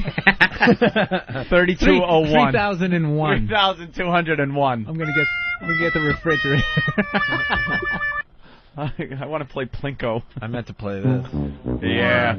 You're both wrong. You both overbid. No, you underbid, but... Underbid. 6,000. Delta Airlines... One. Transports 50,000 dead bodies per year. 50,000 a year? A year. That's like everyone that died in Nam. Just on Delta Airlines. 50,000. On one airline. One airline shipping 50,000 dead bodies a year. A lot of people are dropping far from home, I guess. That must be it. It's the only reason I could see for flying a dead body. Guys, send them through the X-ray machine. Yeah, they got to do that. Send them through security. Would you like another conversation starter? Of course. Can you tell I read some magazines overnight? Get them all spread across this floor like a fucking serial killer. Trying to make a ransom note. There's got to be some comedy in here. That's what you do, man. Just wait till you see what I got on Yogi Berra coming up. Yes. All right. I read that one. It's called Merchandise 7X. I don't know what that means. By Coca-Cola employees, the formula for Classic Coke is kept in a bank vault in Atlanta. Mm-hmm. Very secret. So the recipe is called Merchandise 7X, okay? It is kept in a bank vault in Atlanta, but is seldom, if ever, seen, the recipe for Coke. The company's bylaws specify that the formula is to be known to only 2 high-ranking Coke executives at any one time, who reportedly may not fly in the same plane. Stop it. That's ridiculous. So wait a minute. And the recipe... If only 2 guys know how to make the Coke. Right. Yeah. Then how do all the... Yeah, what are the 2 guys with bottles? Yeah. Shut that door. Of course there are people that know how to make it. They probably have, like, the beginning 5 ingredients, and then it goes into another room. Has their 2 ingredients. And the guys from the first room can't go into the second room. But even then, you'd have to make all those 5 We need to know ingredients. more about this That one. doesn't make any sense. Can we find out about this on the internet? Yeah. I think this is hype. Is that...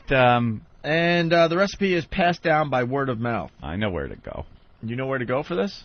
I know where to go to find it. What? CokeWars.com? Right. No, I'm going to my Urban Legends site. Put in Coke. Coca-Cola. Doing your fucking job, All right, go man. to that one. Acid. Information from Is Coca-Cola answers.com. formula known to only 2 people? Here it is.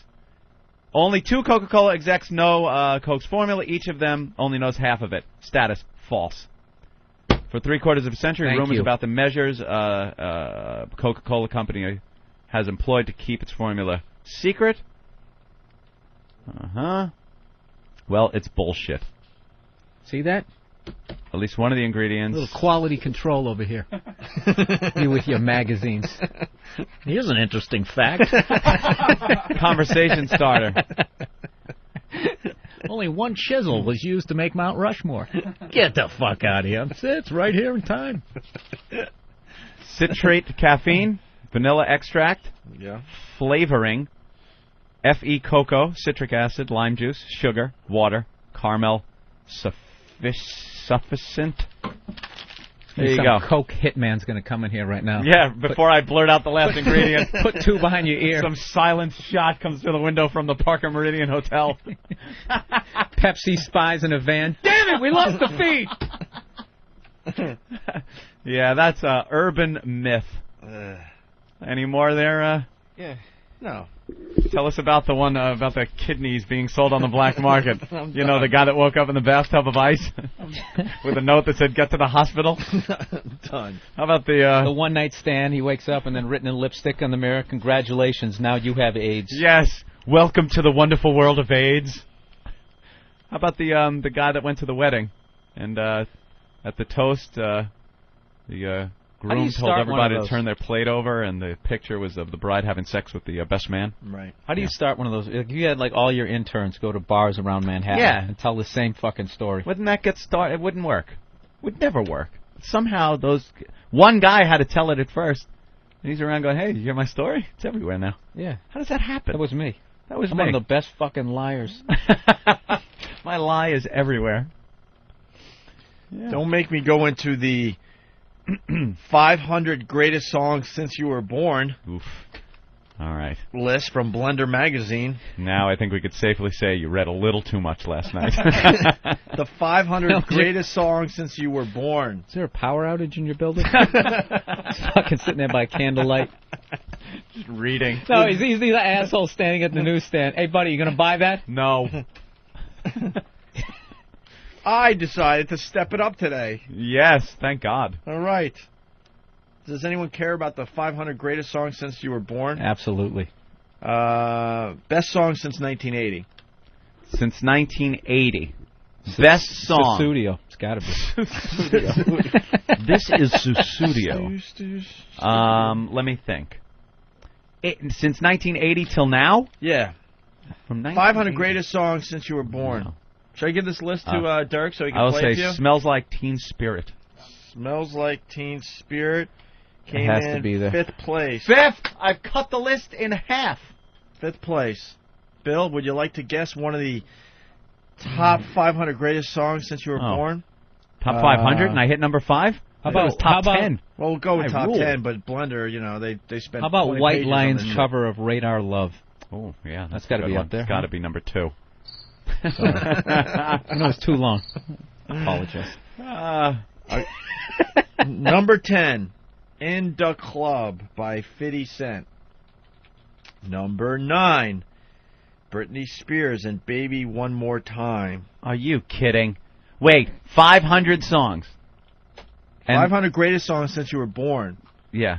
What are they going back to measuring it by? 1980? And that's number 9? Yes. No, I can't agree with that. Run DMC in 8th place with Sucker MCs. No. Sorry. Huh? Sorry, I don't agree with that either. Why? Because he's racist. Yeah, that too, but... The Joy Division, a song called Love Will Tear Us Apart. What was that about? What?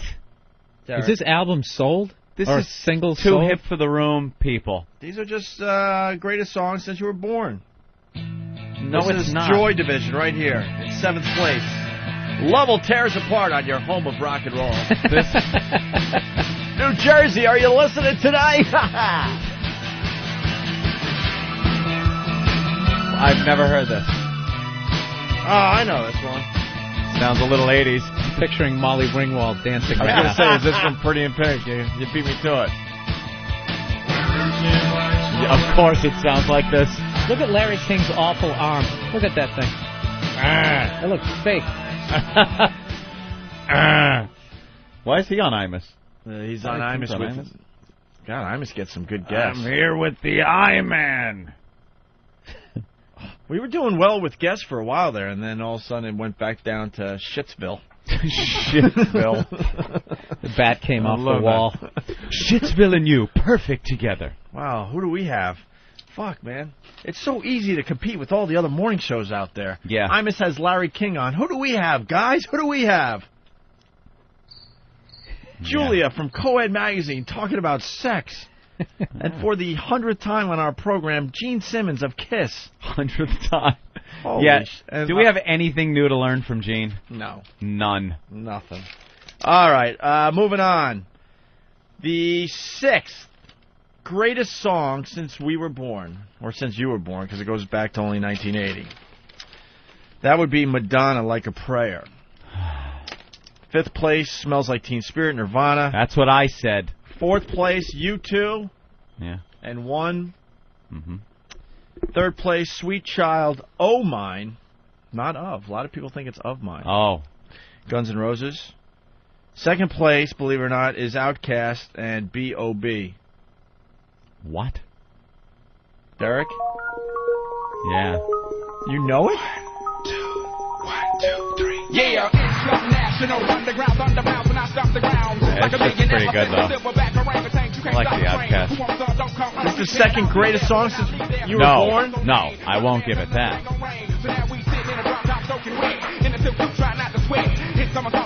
How did Britney Spears get in there? Yeah. Britney does not belong in there. You know, one awful day in my life when I was on the road in Cleveland, I actually went to the Rock and Roll Hall of Fame. Oh, we went there. I refused. We all went there. They actually have, like, you know, I thought it was, you know, it had some, like, you know, obviously the Hall of Fame guys, but in the beginning when you first walk in there, they actually had clothes that Britney Spears wore, and it was one of the first exhibits that you saw, and you were just like, are you fucking kidding me? Why? Who cares? That's going to have a high turnover rate, the case where her clothes are. Like, there's somebody coming up right now that's going to be in that case. Jessica Simpson's thong is in there now. Yeah, it's got to be. I wasn't too impressed. The building's awesome and all, but...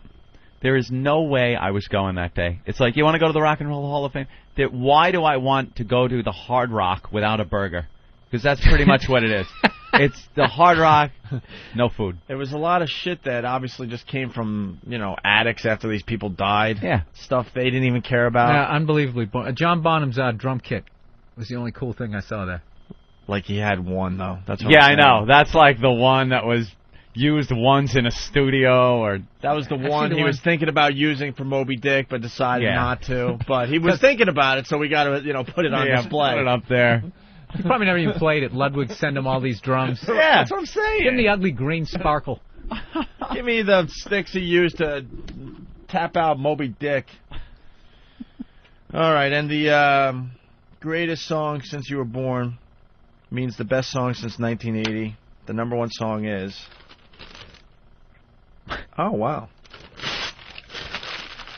Oh, no. So what do we got coming up next? I don't know. We'll find out after these messages. Like sands through the hourglass, so is the O&A virus. I'd like some more free time to relate to the listeners. I have no time in my Saturn to relate to them at all. Oh, I'm putzing around town trying to find whores in a family sedan. Fucking loser. Do you lease or did you buy? Oh, I paid You off. bought? First time I ever owned a It's car. all paid off? Yeah, 3 years. And what are you gonna keep it? Or are you I have gonna like upgrade it? 30,000 on it, dude, but it's having some problems. It's running a little bit sluggish. It's kind of, I brought it into the same Saturn dealership like 30 times, and I'm still having like these weird little problems. It's like, just make it run better. My fucking engine light won't stop coming on. It's running sluggish because it's a Saturn. It's a 3-year-old Are you Saturn. kidding? You're wrong. My other Saturn, I've had this one. I got 160,000 out of my other one. Really? Dude, this one has only not started one time. I've had great success with these cars. That's why I buy Only it. not started one time. That's one time too many. No, but it was but this is why I like Saturn. It was a battery. It was like some kind of. What'd you do? Did you hit your OnStar and go, my car won't start, and they send somebody and fixed it? Yeah. But my OnStar is even better than yours because it comes in my pocket and Sprint does it. So I pick it up.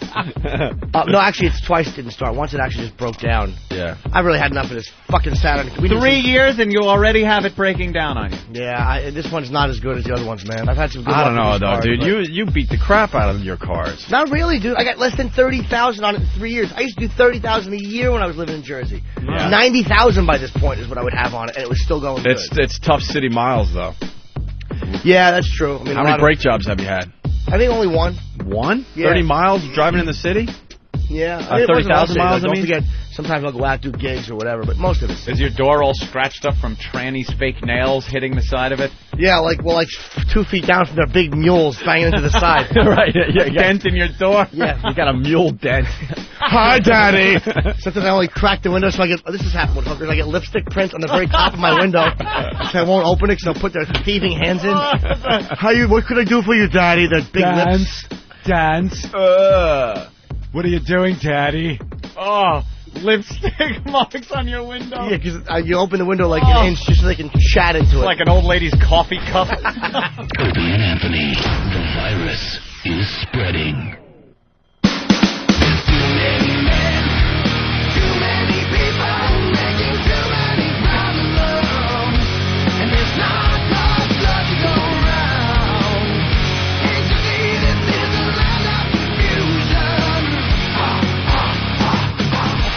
Hey, that's cool. Is that Disturbed? Yeah, it is. Disturbed doing Genesis Land of Confusion, right? Nice. Well, they had some success with Shout, doing their cover of Shout on their first album there. Wow.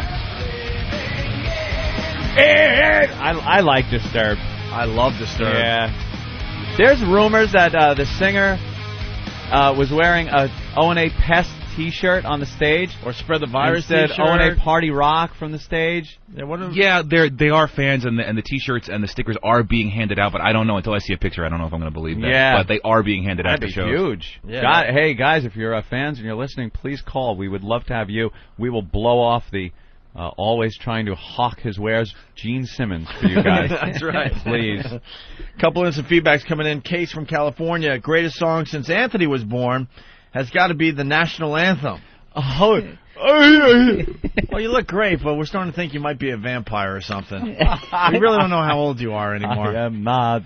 You know, the Groucho thing is throwing a lot of people Just off. because I met Groucho Marx. Say no more. Pat from Menaki. Since Anthony was born, the greatest song has got to be Rudy Valley's When I'm Calling You. When I'm calling you. Hello, my baby. Hello, my honey. Hello, my ragtime gal. Is that the song? I don't know which one that is. I've never heard of such things. I met Groucho in 1975 when I was a small child and he was near death. You met him when he was running the New York Marathon in 1938. Fighting age. I did not. Ladies and gentlemen, all the ships at sea. Beep, beep, beep, beep. Morse code.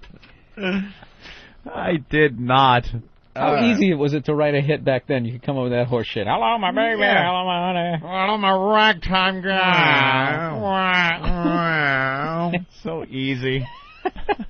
The cool guys have that song blaring how they're DeSotos. Yeah. All you have to do is poop-oopy-doo. That in a song. Poop-oopy-doo. You got a hit. Dun, dun, dun, dun. It's a Charleston. Some lame-o song.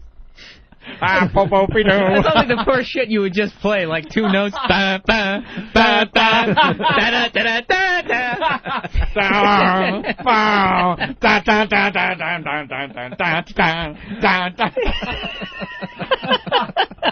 Oh, horrible stuff. It's so involved and intricate now, and a lot of different instruments and synthesizers. Don't sit under the apple tree. What anyone else for me? Anyone else for me?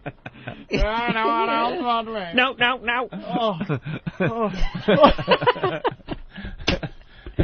You're getting pussy off of that. People mobbing you. Your fucking raccoon coat. Oh, damn, is that funny? And that was probably considered the devil's music to other people that were around in that era, Boop, boop, what they were listening to, that's the devil music. Boop, boopy doo. Makes people want to fornicate. This type of music is the devil's music. Yeah, that's the guy born in 1876. Yeah. Scott Joplin.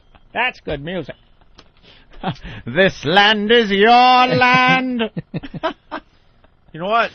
Yes, Opie. I think I want to clean up my area. Stop it. Those things have been sitting there for about a year. What happens next month. The guys, we have a great crew behind the scenes, and they're always finding stuff for us to play on the show. And a lot of this stuff piles up because we'll just go off on a 2-hour tangent about nothing. And then we have actual really good stuff that we should have got to, and we never get to it. And then it gets older and older, and then we then we put a rubber band. A rubber band goes around it. So then you don't even look at it anymore because it's a pile of stuff. Yeah, Ope's got CDs in front of him that are all loose. And every day I see him thumbing through them and stuff. And hey, what do you think of this and stuff? And then there's the ones that have the rubber bands around them that just never see the light of day. Never. Well, here's one thing we did start really late in the show last week. Diddy teaching Martha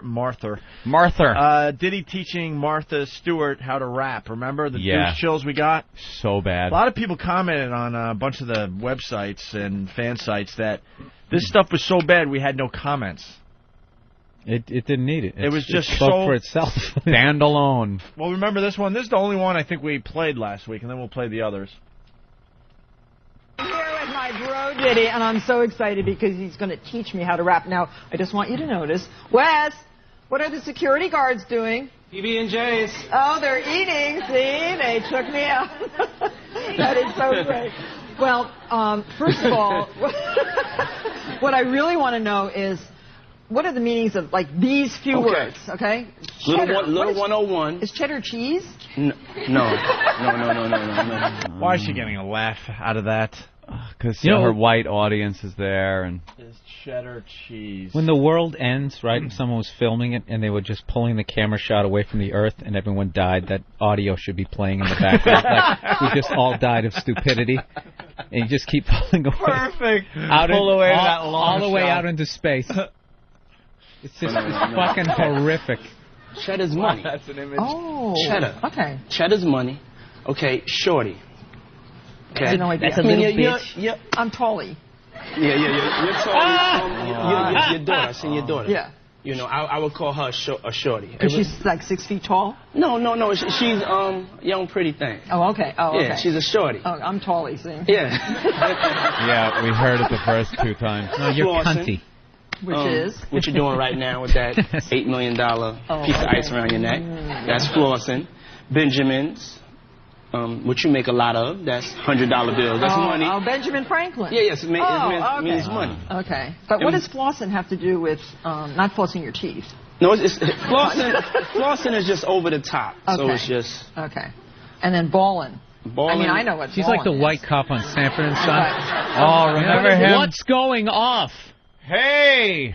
It's the Sanfords. Yeah, and they'd walk in and get all the slang wrong. He was always in his underwear.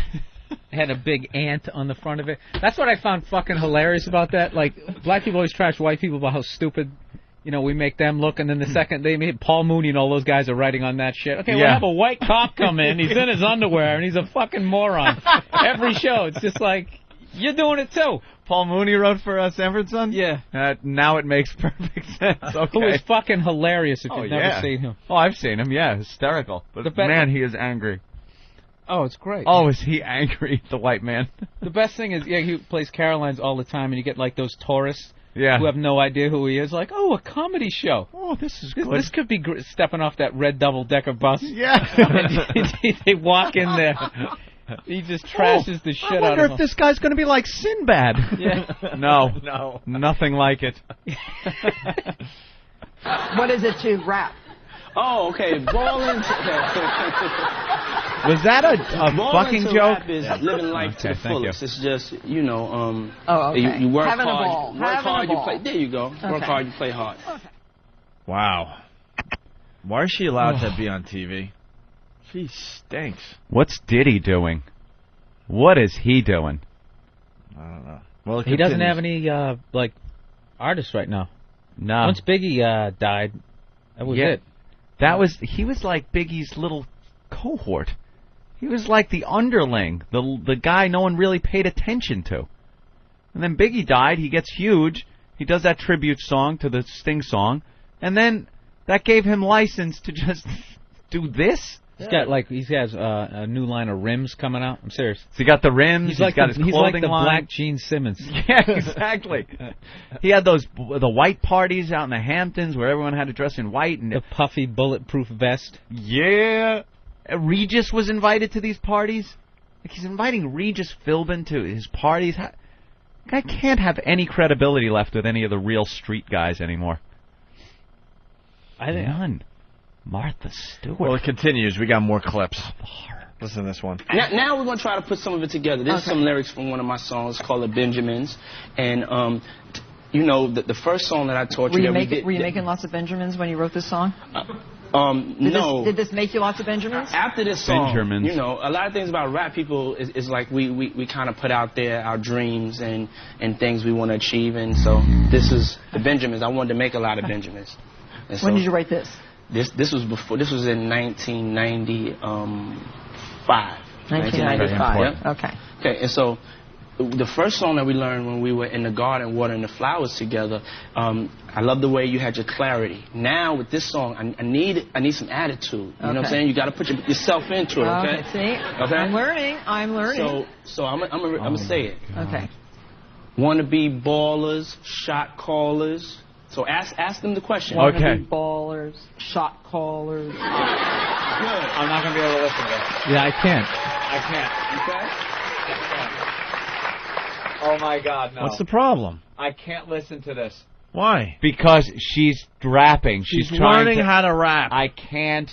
This is so embarrassment-inducing. Oh! Now we're going to go from here. Oh, no. Who be dipping in the bins with the spoilers? Who be dipping in the bins with the spoilers? Okay. I know what that means. Okay.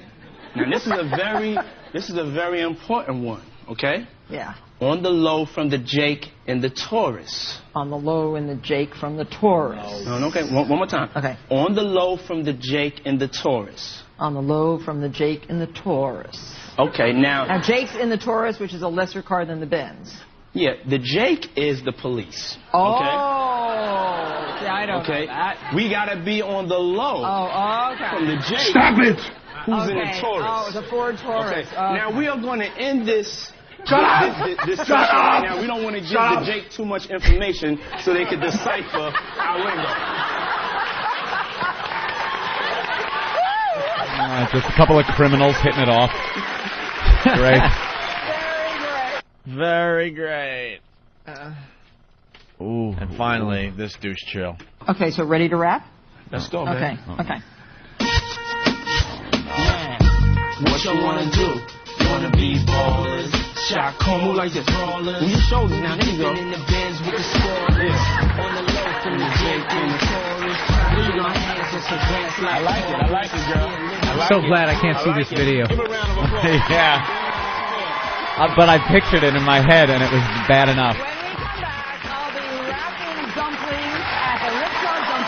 Oh, my God. We'll be rapping dumplings. Get it? We're going to have some hip-hop corn coming up. Oh, she should be assassinated. Whoa. Crap. They should have, like, the Ghetto Boys go in there and teach us some of that rap. Really. NWA. Get in there. Teach us some of that. Teach us some of Eazy's old shit. Mystical should go in there and sexually assault her. Wow, was that really, really bad? Yeah, and it was worse the second time. Yep. Rapping. Yep. The New York Rapping Black Martha. Street Slang Exam. Where did we get this from? Travis. Oh, courtesy of Travis. Well, that's kind of taking a risk coming in here with material that doesn't really know how we'll take to it. How do you say excuse me or pardon me or sorry? You just don't. It's a trick question, isn't it? Sorry, is that my bad? My bad. My bad. Wow. Yeah. Thank you. Dude, you're like the whitest person in the studio. Exactly. Nah, he hangs in the community. All right, how about if someone says, "Ayo," to you on the street, what is your reply? See you later, then. Wow. Pull out your cell phone and dial 911. The answer would be, aight. Aight? Aight. Derivative of all right. Well. I'm a snuff you means... Oh. Means I'm going to kill you. I'm going to punch you. I'm going to kill you. I'm going to leave you. All of the above. I'm a snuff you means... I say kill you. Bill? Oh, I thought you were saying it meant all that shit. I'll kill you. Snuff you, I'm going to leave you. You're both wrong. It's I'm going to punch you. I'm going to punch you? I'm willing to bet no one says that. She got a gas... I'm going to snuff you. Snuff just... Yeah. By the way, man, doesn't work.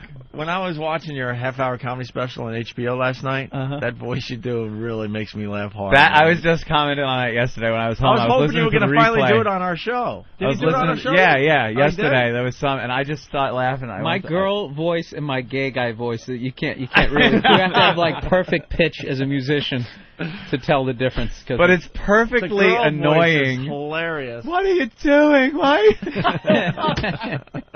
I was laughing yesterday listening to the replay. I was like, I love that voice, man. The second I started doing that chunk of material, the amount of women who would come up, like, they would maybe like every weekend anyways, because I'm a fucking howdy-do looking idiot. I might get 3. One of them was a divorced waitress, but the second I started doing that bit, it dropped off to 0. Really? Yeah, they just don't I would like just give it. You hate women. You can totally fucking see it. It's like, at all. Why don't you look behind?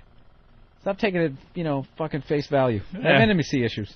Bill Burr's half-hour comedy special re-airs tonight, right? Yes, it does. At 11 o'clock. 11 o'clock Nice. on HBO. She got a gas face means, A, she has light skin, B, she's very happy, C, she's giving you a dirty look, D, none of the above. Dirty look. She's giving you a dirty look. Yes, Bill Burr. Wow. That's what she got a gas face means. Here it is. Who are those 2 white dudes used to sing that? Late 80s. You looped it. Oh, wait. Oh, you know those 2 fuckers. The guy with the we need somebody black in here. They were white guys though. Come on, the guy had the cane. He was kind of cool looking. Third base. There you go. Okay. What? Pop goes the weasel. Yeah, third base. Pop goes the weasel. And they had another one called the gas face. Yeah, Laszlo's here. What's up, Laz? Look at you. Little Yo MTV raps. I don't go that deep. I'm very surface with the hip hop. That's where you got your info. Yeah. I don't buy any mixtapes. It's the ball means what? It's great. It's the shit. That's good. Very good. 9 pound means what? 9 pound? Yeah. It's the amount of coke you got in your trunk. 9 Carrying pounds. weight. 9 pound. Remember the days you used to be able to figure this shit out? Yeah, you can't figure it out anymore. 9 pound means the year 1995. It's doing some kind of equation on the. I'm trying to see. So what happened? L. Well, what happened in that year in the black community Wait, that they need to hide that from us? LB. So I don't know. All right. 5. What is a hoopty? We all know that, right? Piece of shit car. A car that rides low to the ground, driven mainly by Dominicans. Mm-hmm. Name the following places in New York. Now we don't. Washington need to do Heights. You're on the phone. that. All right, we don't need any of this other crap. That was informative. You know what we just did? I think we just topped the fucking Martha Stewart. We just did exactly what the Martha thing was. And I totally got lost in I'm it. cleaning up my area. We completely just did the Martha And I'm Stewart like, thing. you know what that means? I think that means I'm cleaning up my area. Yeah, we did just. I'm gonna make a pie over here now. A fucking loser. Somebody brought in the Psycho Stick. Psycho. What? Psycho. Where's Eric? Let's get Eric. Where is E-Rock? Where's E-Rock? E-Rock's been working on the Opie and Anthony auction the last few weeks. Oh. I wouldn't have known he was in, but here he is. E-Rock. What's up, E-Rock? How's the Opie and Anthony auction going? Doing very well. And I noticed a lot of people are paying, which is a very good thing. We just got $4,500 for intern for a day. That's mere bag of shells to you, by the way, right? Of course. Mr. Cheddar, as I may call you, like Martha Stewart knows. Eric, what's Psycho Stick beer? That's something Steve brought in. It was a #1 song on Squizzle that I guess you guys talked about. Did you just say Squizzle? Squiz.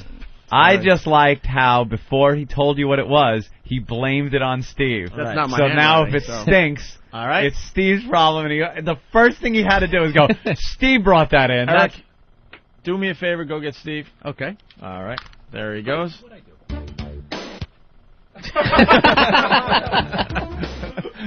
Eric actually started walking, stopped because Steve walked into the studio, so his music had to stop, and Eric's still in the studio, and now here's Steve with his walk-on fucking hybrid sound effect. Hey, Steve, what is Psycho Stick beer? Eric brought it in. Psycho Stick Why beer. does that sound I'm familiar? cleaning up because you brought it into us. That's why it's familiar. Well, Eric Eric said you brought it in. I probably did. It's something I brought in maybe some drunken haze. No, it has nothing to do with drunk. I probably in a course of penning like 6 discs in. That was one of them. Yeah. Now I can't remember what it is. Is it a band called Psycho Stick and a song called Beer? Mm. Oh yeah. Now I remember what it is. That's like the #1 song on Squiz and on their they've got like a weekly countdown that they do, and apparently that's like the Biggins Countdown. Yeah, the Biggins Countdown. Thank you. Oh, it's written on the disc. Okay. You know, I could have done this whole thing myself. Yeah, we didn't need I just any wanted to hear entry the sound music. effects and the entry music. Yeah, I know. All right, get out of here. Get back to the Opie and Anthony auction. There goes.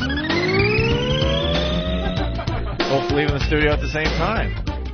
I was very If you confused. faded that music down, that would have sounded like that was playing in Steve's hybrid Steve's car. hybrid, yeah. Look at him raising his hand. Yeah, Fuck, I Derek all missed it. pissed at himself. Missed the opportunity. Well, we got to play Psycho Stick and beer. Now we have to.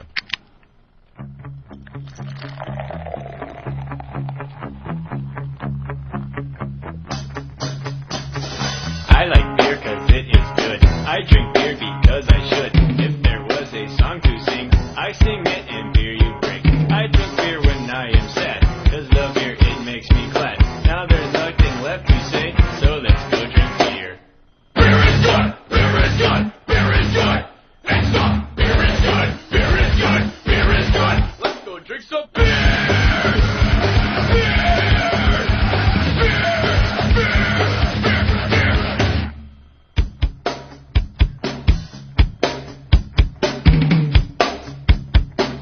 I would have loved this when I was 16. When it's warm, it tastes real crappy, but cold beer will make me happy. When I pull up on the floor, I can go and drink some more. They say beer will make me dumb.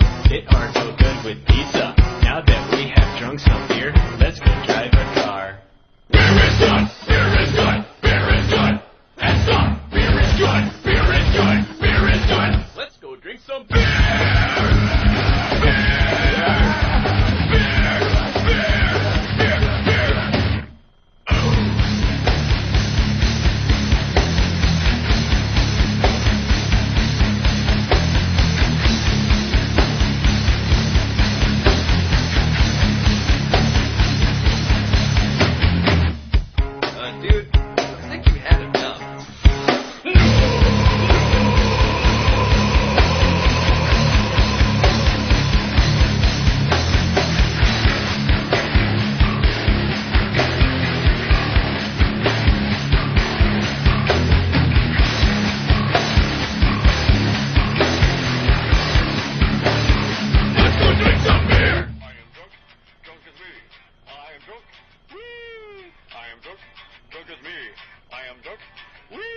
Okay, terrific. So that's it, huh? That was Psycho Stick and Beer, #1 on Squiz on the Big Uns countdown. Let's say hi to Michelle. Hey, Michelle, what's up? Hey, you can't tell me that Martha Stewart thing is the #1 song since somebody in 1980 was born. What do you mean? I think, did I miss the #1 song? Did you miss what? Did I miss the #1 song? I love it. All the OCD people are now coming out of the woodwork to call. They need to know. They need to know the #1 song. Oh, God, I'm sitting in my vehicle in front of my office. I was supposed to be there at 8:30, but I'm waiting on the #1 song. What do you think the #1 song is? Coming up after the next break. #1 song? No. #1 song since you've been alive? Yellow Lead Better by Pearl Jam. Very interesting. That actually was number 92. Oh. It's better than that. It's better than Britney Spears. I know. You would never guess the #1 song. It's going to be a big surprise. All right, we'll see you later. Stay tuned. Sweet Spot, what's up? Hey, guys, how you doing? I have a comment and I have a question. All right. My comment is that E. Rizzle is a fat gizzle for listening to Paula Abdizzle. I'll do it myself. Oh, hey. Anyway. The home version. I had a question. Billy. Yes. He got you. Hung up on you. And you know what? You can get me 100 times in a row. I'm a sap for all those games. All right. Hey, Dick Shortner from Whackbag. Yeah. He's saying he works in an electronics store, and we often play walking music to piss off the other salesmen and managers. They have XM in the store, so they have plenty of channels to choose from. I guess when a manager is walking across the floor, they'll play some faggy music for him to walk to, and it pisses him off. I thought that was an Opie and Anthony original. Maybe this guy got it from us, hoo-hoo. We might be ripping them off, hoo-hoo. Yeah. All right, just trying to clean up my area. Here's audio of a reporter almost saying jack off. Jack off? Thrilling. Let's listen in. Can't you say jack off on TV? You would think you could. All right, well, here it is, I guess, if it cues up. Here it is. Sask Energy is announcing a proposal to jack up the cost of heating your home by 27 to 30%. That's hot because it's a chick. All right, that was worth sitting here for a month. Was that in rubber band or was that sitting? That was almost in rubber band. Almost. Wow, good thing. I'll clear out the rubber band section. But look, we're clearing out stuff. Who was sitting there smoking pot, saw that, went, this is hilarious, man. She almost said jack off. All right, I got a real good Got to one. be on the show. Actually, I do have a really good one. Guy freaking out playing video game. Oh, yeah, I saw this clip. The this video is clip really good. Where's Steve? Steve, you know what this clip is all about? I can relate to this.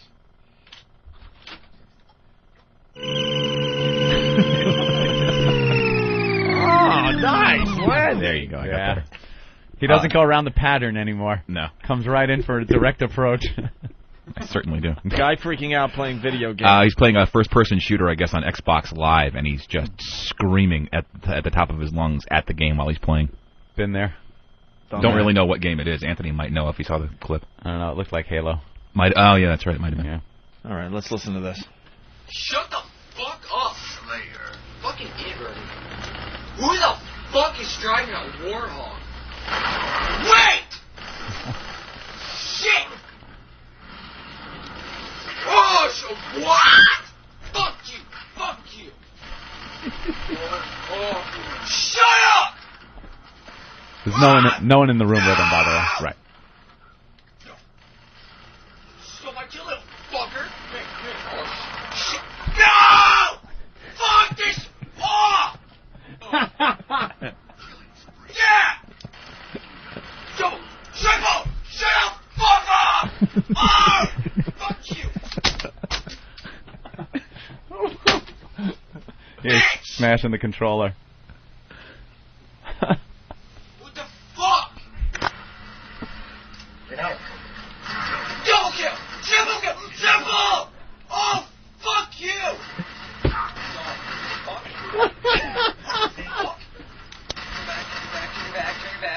Turn your back, you fucking moron.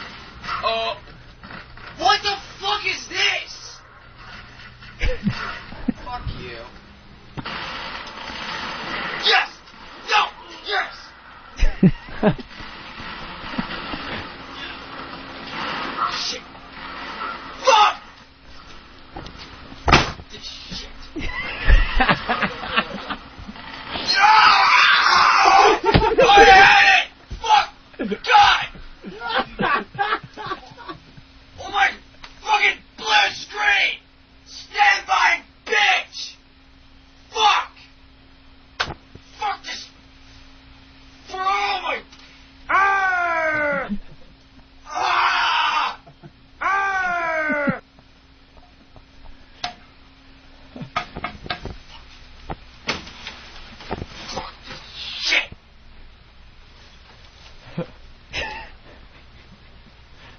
love it.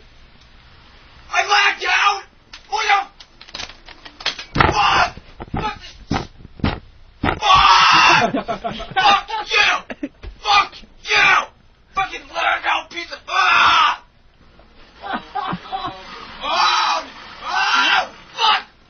Fucking gang! And there you have it. The video's up on Foundry Music. Yeah, it is. I'll put a link to it right now. Bravo! Yeah, the video's even funnier. Holy shit! He just loses his mind and breaks all his shit. What else is on your website there, Steve? You got a list. I think we got... the brutal street beating video? Yeah, we found that this morning. It got sent in. The video is much better than the audio. I guess it's two guys in probably Los Angeles, just based on attire. And but this guy hits the other guy so hard that his shoes fly off. Nice. All right, that's up there. The new Laszlo O&A trailer that we played earlier is That's up there up for now. your listening pleasure. We're looking for listeners to come up with their own Opie and Anthony movie trailers. And please spend All more than... audio should be sent to Steve at foundrymusic.com, FOUNDRY music.com. Also, intern Bill's pathetic assault on the media. The video is now up on the website. Yeah, you can see pathetic it is. It certainly is. He's about 30 feet back from the camera when he does it. It's funny because all of a sudden you see the bag drop to the floor because he's pulling his sign out of the bag, and then he's jumping up and down in the background and no one cares. It's pretty funny to watch. Also, the assault on the media clips from the Eagles home opener. That one was a really good one, and that might be in the lead for the assault on the media contest for September. It's between those guys and the gang from Boston that also had a great assault on the media this month. And we're looking for new assaults on the media as the month winds down here. And 5 video clips from Jimmy's going away party. That's right. People have been bitching. They're like, where the hell was the video? Yeah, I've been moving, so I haven't had a chance, but I finally got a chance to get the video. Are they good video clips? Yeah. All right. And that's about it for now. Thank you, Steve. Okay. Gamefly.com, Anthony. Speaking of video games, I met the fine folks from Gamefly.com at the Rolling Stones concert the other night. You did. I went to the XM client party. You couldn't be bothered. Not at all. I love Gamefly, but I don't think I want to hang out with a lot of the people in charge. Yeah. That's all. They're doing nothing against them. They're doing quite well. Yeah. And the guy that runs it, he's a young guy that looks like Keanu Reeves. Really? Yeah. I meant to tell him to his face, but I was like... and he's the head muckety-muck? Head muckety-muck, very happy with what is going on with us in Gamefly.com. Nice! So, yeah, you want to explain this damn thing? Of course. You go to Gamefly.com. Gamefly.com is the world's leading online video game rental service, and it's easy. Right. You send a game back, the next game on your queue list automatically sent to you. They'll let you have up to 2 games out at a time, games you can keep as long as you want, without any of those pesky late fees. And if you really like the game, all you do is you click Keep It in your game queue, and you get the mint condition box and a manual delivered to you like you bought it in a store. All at a great member discount. Go to Gamefly.com/XM, get signed up. Only costs $21.95 a month, and you can start with a free 2-week trial. 2-week XM trial. No commitments. Cancel anytime you want. Start playing all the latest releases. All those games you wanted to play right now at Gamefly.com. Got over 2,500 titles to choose from for all the platforms: Xbox, PS2, GameCube, Game Boy Advance, DS, and the all-new and ever-popular PSP. 2 games at a time. No shipping either way. How about that? Keep the games as long as you want. No late fees. All the games you want. Gamefly.com. You know how to spell game and fly. You put them together. Gamefly.com/XM. Plug in that XM in the promo code, and you get a special offer. Gamefly.com. Let's see how this comes out. All right? They're right there. All right, here we go. I got a spray.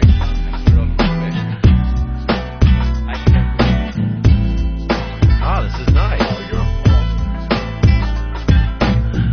This is a story about a man. And he always was so lonely at night. But his voice was rowdy. You could hear it all through this train station. And I'm going to sing this one. This is about Tippy Toe Tommy. Let's go while we're young. It's late at night. And I got nowhere to go.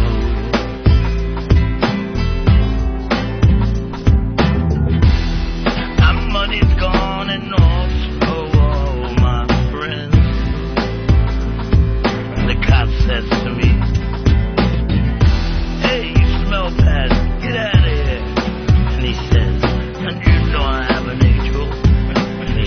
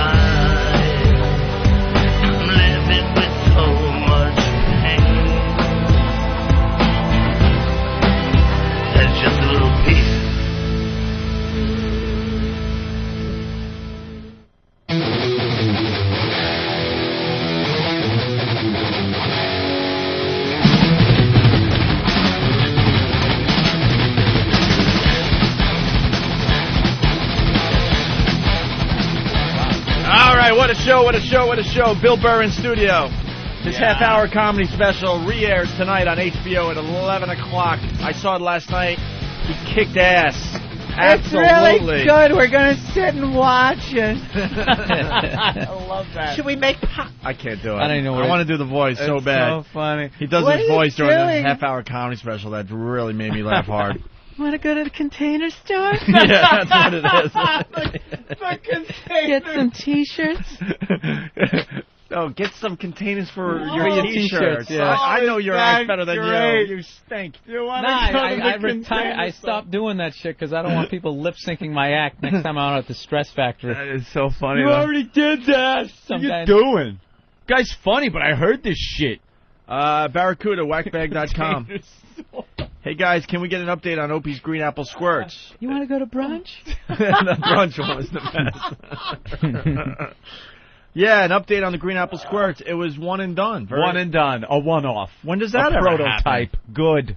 When do you ever have the liquid shits one time and one time only? On a lucky day. And then go right back to solid action. Very good. Although I went to the bathroom with Anthony later on in the show, and I heard noises. You walked into my stall, first of all. Yes. And I kind of threw me, so I had to go all the way to the end stall, and I'm like 4 stalls away, and I just hear Opie start laughing, and then it starts me laughing. It's something about the acoustics in a bathroom that just makes those noises, just that hollow, echo, tile wall sound. Fantastic. It's like every airport I've ever been in. Yeah. Right before you get in your flight, just some totally uninhibited jackass just squeezing it out. And then they got to go, make that groan of pleasure. The best is when they're talking on their cell phone while they do that. You ever been in the airport and there's a guy on his mobile phone taking a dump? I was like, what are you doing? What business is so important? I know. Yeah, really. I already sent those figures. Here's some PowerPoint for you. Slide 1. Laszlo in studio. What's up, Laszlo? Laszlo? How's it going? Good. I figured out your guest problem for you. You did? Yeah, because you guys are always saying you have trouble getting guests. Yeah. Well, one of the first times I was on, Ben, like a couple of days before, emailed me and go, "You're on in a couple of days, aren't you?" I'm like, yeah. You didn't sort of have that written down. Oh, no. And then 2.5 weeks ago, I get an email from Ben, and he says, you want to come on the show in 2.5 weeks? I go, cool. I'll do it on Tuesday, the 20th. So last week, I get an email from him, and he goes, hey, how about coming in next week and being on the show? I go, Ben, you got me booked. I go, you got me booked for Tuesday. He goes, oh, excellent. Excellent. Guests are having to book themselves on our show. I have one calendar with me and the other one without me, so it's, What, are they different? No, I have an electronic one, and then we have the one in the office. I screwed it up. That's great. He's here.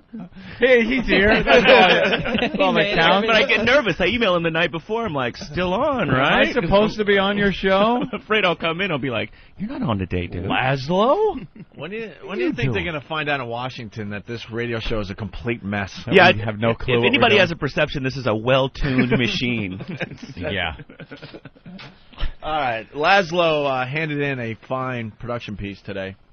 Yeah. Fine piece. I want to play it again. Cool. Yeah, I've been wanting to do like a movie trailer spoof for you guys for a while, and because the most fun production I've ever done for GTA has always been the movie trailer stuff. Yeah. Because it's just, they take forever to put together. For anyone not familiar with Laszlo, maybe new listeners to the show, you hear his production work in Grand Theft Auto video games. And his voice.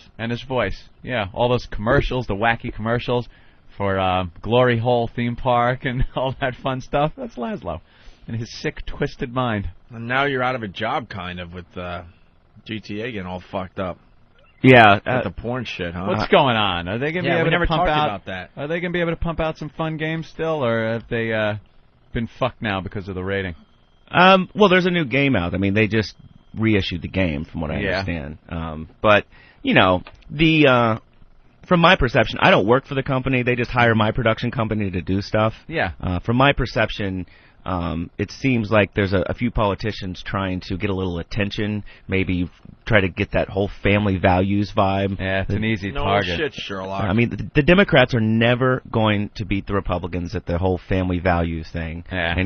But I don't know why, but Democrats always go after video games. Yeah, they love hopping on the video game bandwagon. This is evil. It's causing our children to... They come up with these things that it's making children violent. It's turning them on to guns and drugs, and they're going to kill play cops. That audio that we just listened to. Yeah, that's the... Fuck! All right. Yeah, maybe they have a point. Double point! There's basically one guy who sort of leads it. His name is Jack Thompson. He's an attorney down in Florida. Yeah. And after Columbine, he sued the video game companies. He got all these, distraught parents together whose kids had been killed and said, I figured out the reason. It was video games, and he sued the video. I mean, the video game companies had to spend millions defending this case, and they won. Yeah. But still cost them a lot of money. Yeah. The lawyers won. The politicians sound so out of touch when they talk about these games, too. They don't know. I've heard this Donkey Kong. Our children are now throwing barrels at each other. It's ape on Italian violence. We really can't have throwing barrels at Goombas. All right, let's listen to the Opie and Anthony movie trailer that Laszlo came up with. In 2002, darkness covered the land. The Catholic League is praising Infinity Broadcasting for canceling the Opie and Anthony show. And evil reigned supreme. Robin! Until one day, they returned, and all hell broke loose. Bullshit! Can you hear me? I'm Jim Norton, and I'm on the radio. Shut up. One Wednesday, I picked up a guy in a dress, and he sucked my dick. You just sit back and watch what happens next. Opie. Shut up. Anthony. Away with you! Away! Leave the fucking studio! Jim Norton. Every one of you is a time-wasting cocktease. I will beat children about the head. And the O&A Army. Our fans are a bunch of jackasses. 3 men leading an army from the pits of darkness. You are shit. You are worthless. We're all losing it. I could give a fuck. Fighting the evil nemesis, poisoning the land. You're just a little scumbag, and I'll just spit in your fucking face. I'd love to spit in your fucking face. Fuck him! And a battle that almost separated them forever. I'm an actor. You're insane. You don't know how a show works, and then you have these stupid opinions. I understand you're trying to do a radio show. We're not gonna do that, you ass! Aw, don't get all angry and yell. Jim, you're fucking pissing me off. Whatever. Holy shit. What happens when love pushes you over the edge? I gotta feel the tits! Nowhere to run. Who is this idiot on the radio? Nowhere to hide. You're shit out of luck. And no way out. Dance, motherfucker, dance. Yeah, look at my cock. The most anticipated thriller of the year. Give to me the money. I will make for you the like I fuck. No! The Opie and Anthony Show. Rated R for retarded. That is awesome, man. That's what I did from Friday, from 5 p.m. to about 2, 3 in the morning. Wow. Bravo. Wow. And now we want listeners to try to come up with their own movie trailers. We'll see what comes in. You never know. Oh, just the You never crap know. that's going to come in. The garbage. I love the evil in Jim's voice. Oh, I know. I'd love to spit in your... Spit in your face. It's so calculated and nasty and comes from such a deep, dark, evil place. Oh, it's great. There are fun Jimmy things when he goes, shut up, I want to bite your face. But then there's, I want to, like he's got to spell it out for you. To spit in your face. When I put that together, I said, maybe I should include the other guys, and I put Steve's Jetson sound effect in there. I was like, oh, this just suddenly went a different direction. And Yeah, pull In it a out. Disney movie. Very nice. Are you still working at K-Rock? Yeah, supposedly. I kind of stirred up a bit of shit over there. Yeah. The Hoo-Hoo fans have been, or I guess people that are associated with them have been sort of sabotaging the show. Oh, really? Which is kind of weak. Because in radio station studios, they've got the hotline, and it's that one number that makes all these strobe lights in the studio flash. Uh-huh. And the etiquette in radio is that you don't call someone while they're live and make those strobe lights go off. You wait till they're in a song or they're in a commercial or something else. When the hotline rings, everyone panics because it's the boss ready to yell at you. That's Right. the reason he calls the number. So remember those days? He doesn't call it to go, hey, how's your shift going? I'm just checking in. Well, I mean, and the other issue is I've been... It's always something horrific. And Right. then you got another 3 hours in your shift, and you sit there like, oh, and you're sitting crap. there bugging. Am I going to get fired for not playing a song on the playlist? And I keep waiting because I keep playing less and less music. I'm playing about 1 to 2 songs an hour now, and because it's all just talking. And so the hotline rings a couple weeks ago, and everybody in the room looks at each other, and you can't talk with like strobe lights going off. Yeah. So I bust out to commercials and I answer the phone, and this guy goes, "Who's in charge of this radio broadcast?" And I go, I am. Like, who's this? He's like, "My name's John. I'm with the FCC." And I'm like, really? And he said, yeah, you need to, I'm working with the commissioner of the FCC, and, I'm monitoring this broadcast, and you need to call him. And I said, really? Like the FCC hotline station. And I go, how did you get the hotline number at K-Rock? And he's like, oh, because of Howard Stern, we monitor. And...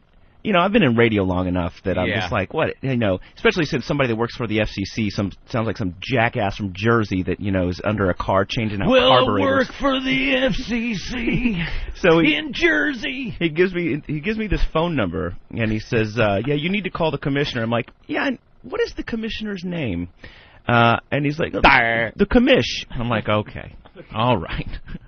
So, but now, I guess some of Stern's boys have the hotline number, because I think it's the same hotline as Stern's phone bank. And I'll just be sitting there talking, and the strobe lights just go off.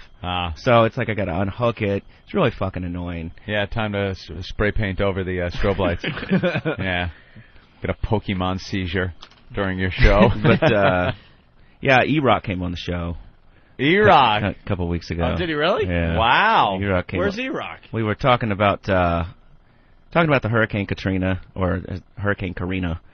Karina, yes. Yeah, you got that clip? We played that clip on our show. What could E-Rock possibly have added to your program? Well, this was lottery winning, so... the poor E-Rock. Yeah. What is he doing with that money? Is he going to have, like... Here he is. To his new theme music. Wow. He has walk-on music. From his favorite artist. He loves Paula Abdul, so that's his walk-on music. E-Rock, you hung with Laszlo at K-Rock?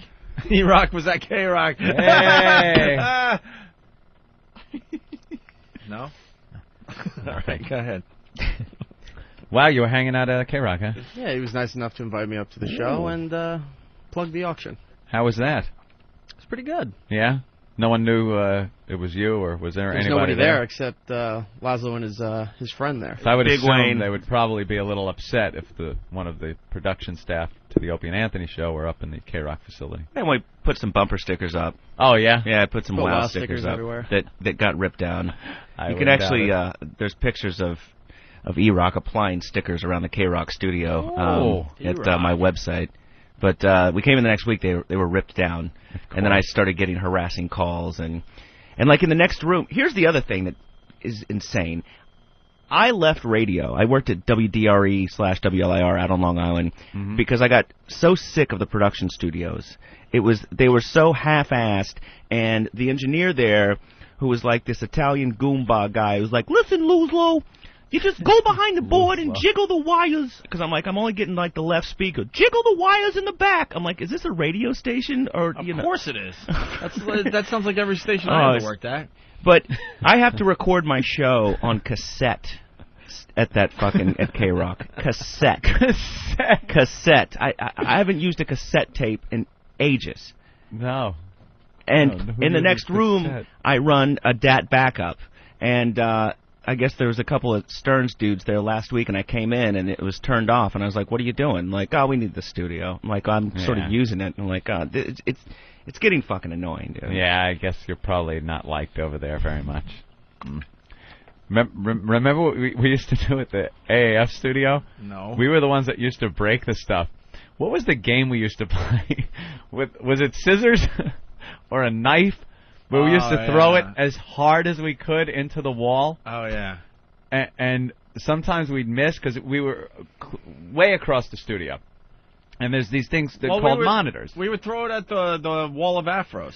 Yeah, we had a wall of afros. We'd clip out pictures of afros, whether it was newspaper, magazines, old, new, baseball cards, whatever, and have this huge wall of afros. And then we'd take scissors or knives or whatever other sharp things and throw them, I swear, as hard as we could from across the studio into this wall. And they'd stick like real deep, and we'd see who we hit on the wall of afros. And the monitors for the studio were on the same wall. And a couple of times, the scissor went right through the big speaker. We were animals. Then we started throwing the fire extinguishers through the wall. Then the ultimate. Someone brought a tombstone, into the studio. Just this huge piece of granite that had to weigh, what was it, 90 pounds? It was, I don't know, it was ridiculously heavy. It was really heavy. We took this thing and both picked it up and just rocked it back and forth. 1, 2, 3, right into the wall of afros. Collapsing the wall of afros. It just went right through the wall. And I don't know why we did really weird racial undertone to this whole thing. I was going to say, there's the wall of afros. There were as many white people on the afro wall. It was just afros. Yeah, the sellouts. My picture was on the goddamn wall. The end lovers. My picture was on the wall. We found one picture of of Boston. That was it. Yeah. The band Boston. The band Boston was up there. Yeah. You know, and they had the big afros. And I don't know that why like we used Boston to destroy. It was bad. Throw knives at the wall of afros. Throwing knives or anything else, we just would destroy that studio. Well, what about the time Green Day came in and we told them, you could destroy the studio. Oh, we do it all the time. Go ahead, trash it. Yeah, that took a while to clean up. Yeah. I don't know why we would destroy. Like, was there were we angry at the time that we felt we had to rip the walls down? I don't know. Like gorillas in there. Yeah, the guy on before me at K-Rock, he goes, dude, what are you doing? You keep going the way you're going, they're probably going to blow you out. I'm like, dude, I get this is something I'm doing between projects at the moment, And I guess you guys had a little bit of history with him. Nick Carter. Oh, right. Yeah, Nick's over there now? Yeah, he's on, he does like a show before me or whatever. Is he doing full-time or just... No, he's just part-time. I guess he used to be weekends? on... You guys battled him up in Boston or something? Not really. I mean, he was on the same time as us, but he never really... A little smack. Yeah. Talking a little smack. Nah, I mean, he's a friend of ours now. I mean, Yeah. The battle was before him, the guy before him, and then he took over, and the battle was already won. We butt heads a little bit, but then we were fired, so much ended. Thrown out. You got some... there goes Eric. All right, Eric. Yeah, I brought him some stuff for your auction, man. Eric's just sitting there waiting for him to walk out. And by the way, that's what he did on my show, too. Really? Yeah, just sort of a blank look with a mic in front of him. Oh, that's him. That's him. What is he going to do with that $100,000? Have you like some camp called Halitosis for Hope or something? He went there. I don't know what he says. He's going to invest it and live off the interest. Live off the interest. He told me he's going to live off the interest. Good luck. I don't know what stock market he's investing it in. Exactly. Hopefully it's the Colombian stock market because they tax it. But from what I heard, he's got some kind of a loophole in his residence. You can live off the interest if it was 1977. Yeah, maybe. those days are done. You can't live off the interest anymore. You can't live off the interest of $70,000. Offshore accountant. Yeah, there you go. Steal it. My brother did that one. Someone will steal. Well, Nigeria. Some guy emailed me from Nigeria and said that I could get $20 million if I send him my bank account number. When I was in the airport in Switzerland, I was in Geneva. We were headed up to the French Alps, and my buddy and I, as a joke, there's like a Swiss bank branch right there in the airport. And as a joke, we went up and said, hey, we want to open up a Swiss bank account. And they said, excellent, you need $25,000 in cash. Cash? Sure. I was like, wow, because you're not even supposed to leave with more than $10,000 in cash, or they think you're buying drugs or something. But you can open a Swiss bank account right at the airport. But what do you do with one? I don't know. It's like, just say that you've got like one. It would be cool to have a Swiss bank. Yeah, I got a Swiss bank account. But what? I'm part of the Illuminati. Yeah. What do you do? Keep your Nazi gold there. Yeah, fillings. Do you get a debit card from them and use the ATM? How do you get your money out? You got to go there again? I think so, because a buddy of mine, his parents died, and he found this piece of paper and found out that they had a Swiss bank account. And we actually flew over there, took a bunch of money out in cash, and then traveled around Europe getting whacked on it. Just strap it to your body? Fly it back? Just How do you, stuff it in a suitcase. What is it, 10 G's you're not allowed to take in? More than 10 grand cash into the United States? 10 grand is it. You can't have more than 10 grand on you in cash. Wow. Yeah. Guido from Morris Park. Was that Laszlo's Italian accent? It sounded more like Mickey Mouse. Can we hear your Italian accent again? I have no Italian accent. Dude, I'm from Oklahoma. It was this guy. Hey, jiggle of the wire.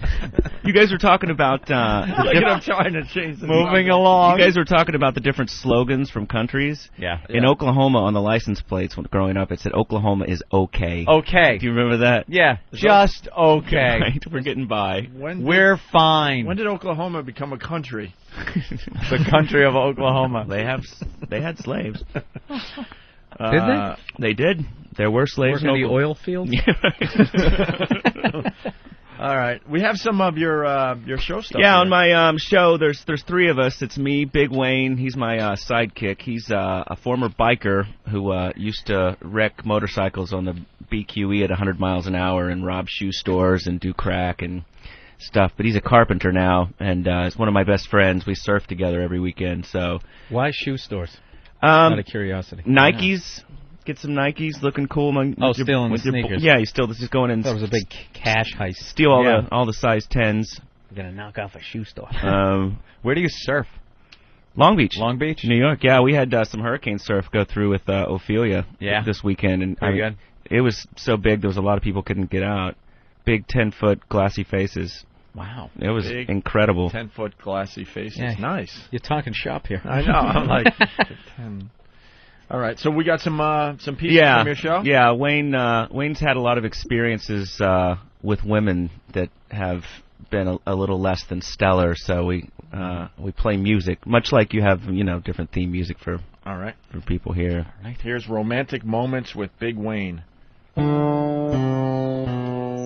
Romantic Moments with Big Wayne. I was with this girl, and it was in the early 80s, and she was actually a friend of a girl that I was dating, and we had a little relations, and she got knocked up, and so we told her family, and everyone was all happy at first, and a couple of weeks went by, and the father kind of grabbed me and said, you guys are kind of young, and you don't know what direction your life's going into, and take her to the clinic. And then I took her to a place on 5th Avenue and 60th Street.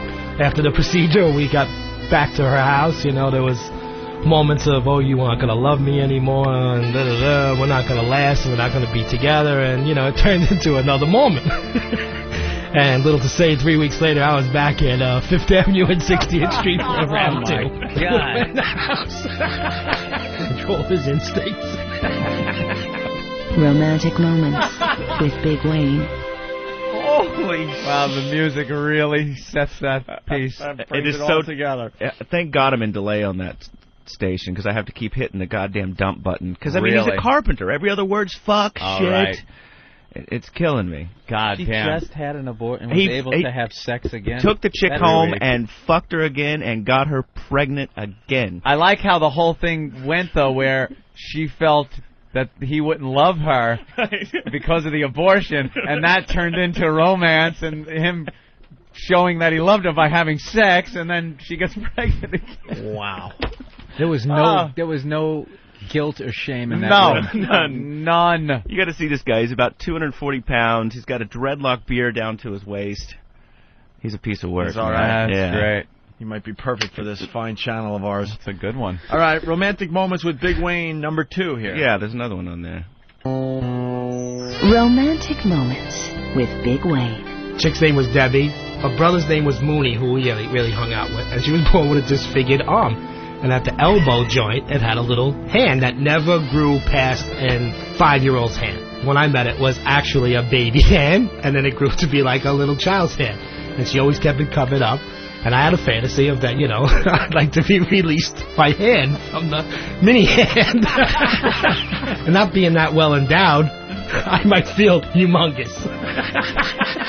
Romantic Moments with Big Wayne. Yeah, I like that bit a lot, man. Yeah, like a thalidomide hand, Yeah. little thing on the end of your elbow. Wow. I like that guy. He just talks about unbelievably disgusting shit, but he does it with such a bouncy kind of voice. Yeah, It makes you feel chuckling I think through it. He goes up at the end of the sentence. Yeah. And it grew into kind of a little kid's hand. And those are the tame ones. Like, Yeah. there's stuff that I can't even put on K-Rock just because you can't say fart, for God's sakes, you know? Yeah. Regular Really fucked it radio up. stinks. Here's the show opener for week 7, show number 6. Yeah. Is it worth playing, or? Yeah, sure, man. Well, we love your production, so. Who's at risk and how prepared are we? Are we next in America? How safe are we in America? Can we prevent a subway or bus attack in the U.S.? This is why I thought the Brits should have let the French have the Olympics. Why are they doing this? You have to wonder, will we ever truly feel safe again? There's a lot to worry about in America today. Terrorism, the economy, gay marriage. But when the anxiety sets in, I turn off the TV, pull up a chair, pop a Percocet, and a nice cold Brooklyn lager, and I turn on the Laszlo Show. Stand by, baby. It's starting right now. Please, stand by. Should we start with the national anthem? You know what?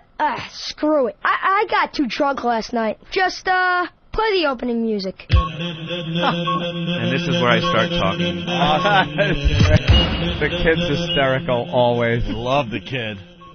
I get emails from O&A fans. Tell me more about the kid. Like, he's a pedophile. Frightening. Dude, I got really this scary. email from one of your fans. He's like, hey, there's, they're talking about you on Whackbag or all that. And I was like, oh, okay. And so I went to Google, and there's this Google search you can do where you can sort of like spider through a site by typing like Laszlo site and then Whackbag, and it'll show you every instance that your name is mentioned on that site. Wow. And, I'd heard Jay Moore one time talking about the pit of despair that he got sucked into by going on Whackbag, and I was like, it'll be different for me. Oh, and I went, no. Dude, 2 hours later, I was like, oh my God.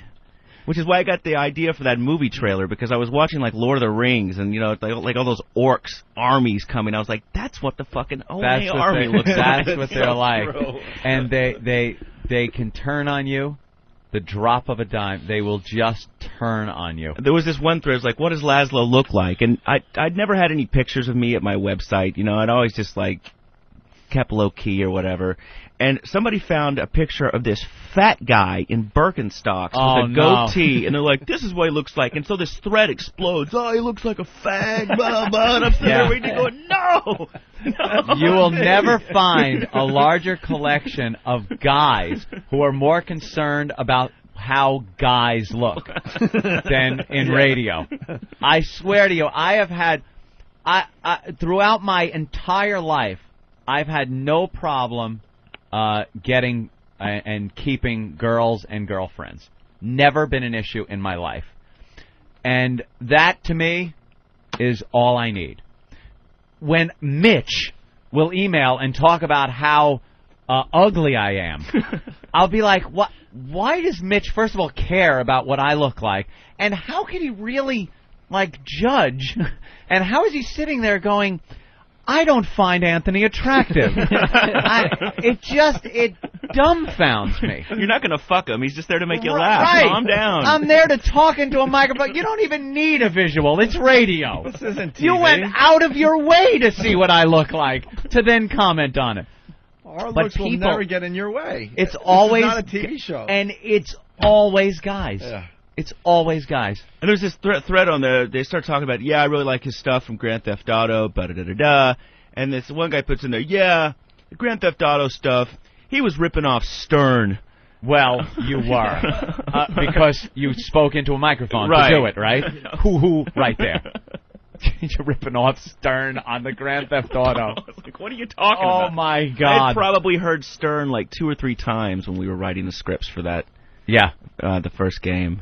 There are just some people that are so brainwashed that a sound coming out of a speaker, there you go. You're ripping them off. All right. It doesn't matter. Hey, this just in, Gene Simmons is MIA. Jesus. Oh, wow, what a shame. He's got some hair on him. Yeah. Oh, boy. The show always starts with potential. We sometimes have guests that actually look like somebody on the sheet, and sometimes they actually show up. Sometimes they actually call in. All right, anything else on this, Laz? Yeah, there's Jaguar Skills is this weekly radio serial that we've been doing. We're really into comic books and stuff like that, and I thought, the radio serial is very much dead, so I got contacted by this DJ in England, and he and I actually collaborated on this album, and his name's Jaguar Skills, so we've been making these, 1970s action adventure episodes. Opie, could you imagine preparing for a show like this? Could you imagine corresponding and collaborating with someone in another country for a break on the show? Can you imagine Anthony staying for longer than 5 seconds after the show? After the show is over? I start to walk over across the room to shake your hand and say, great show, and there's this wisp of smoke, and he, appears on Long Island seconds later. The elevator is in free fall to get me out quicker. I just pull a handle, and it drops. I can't get out of here quickly enough. And he's on the phone with England. Yeah, I think I got a great idea. Unbelievable, the dedication. We've played a few of these, and we're talking to an animation house about possibly turning it into a cartoon. Some guys that do some stuff for Adult Swim. Will this make sense? Who knows? No, let's take a listen. If not, what the hell? If not, it still kills 2 minutes today.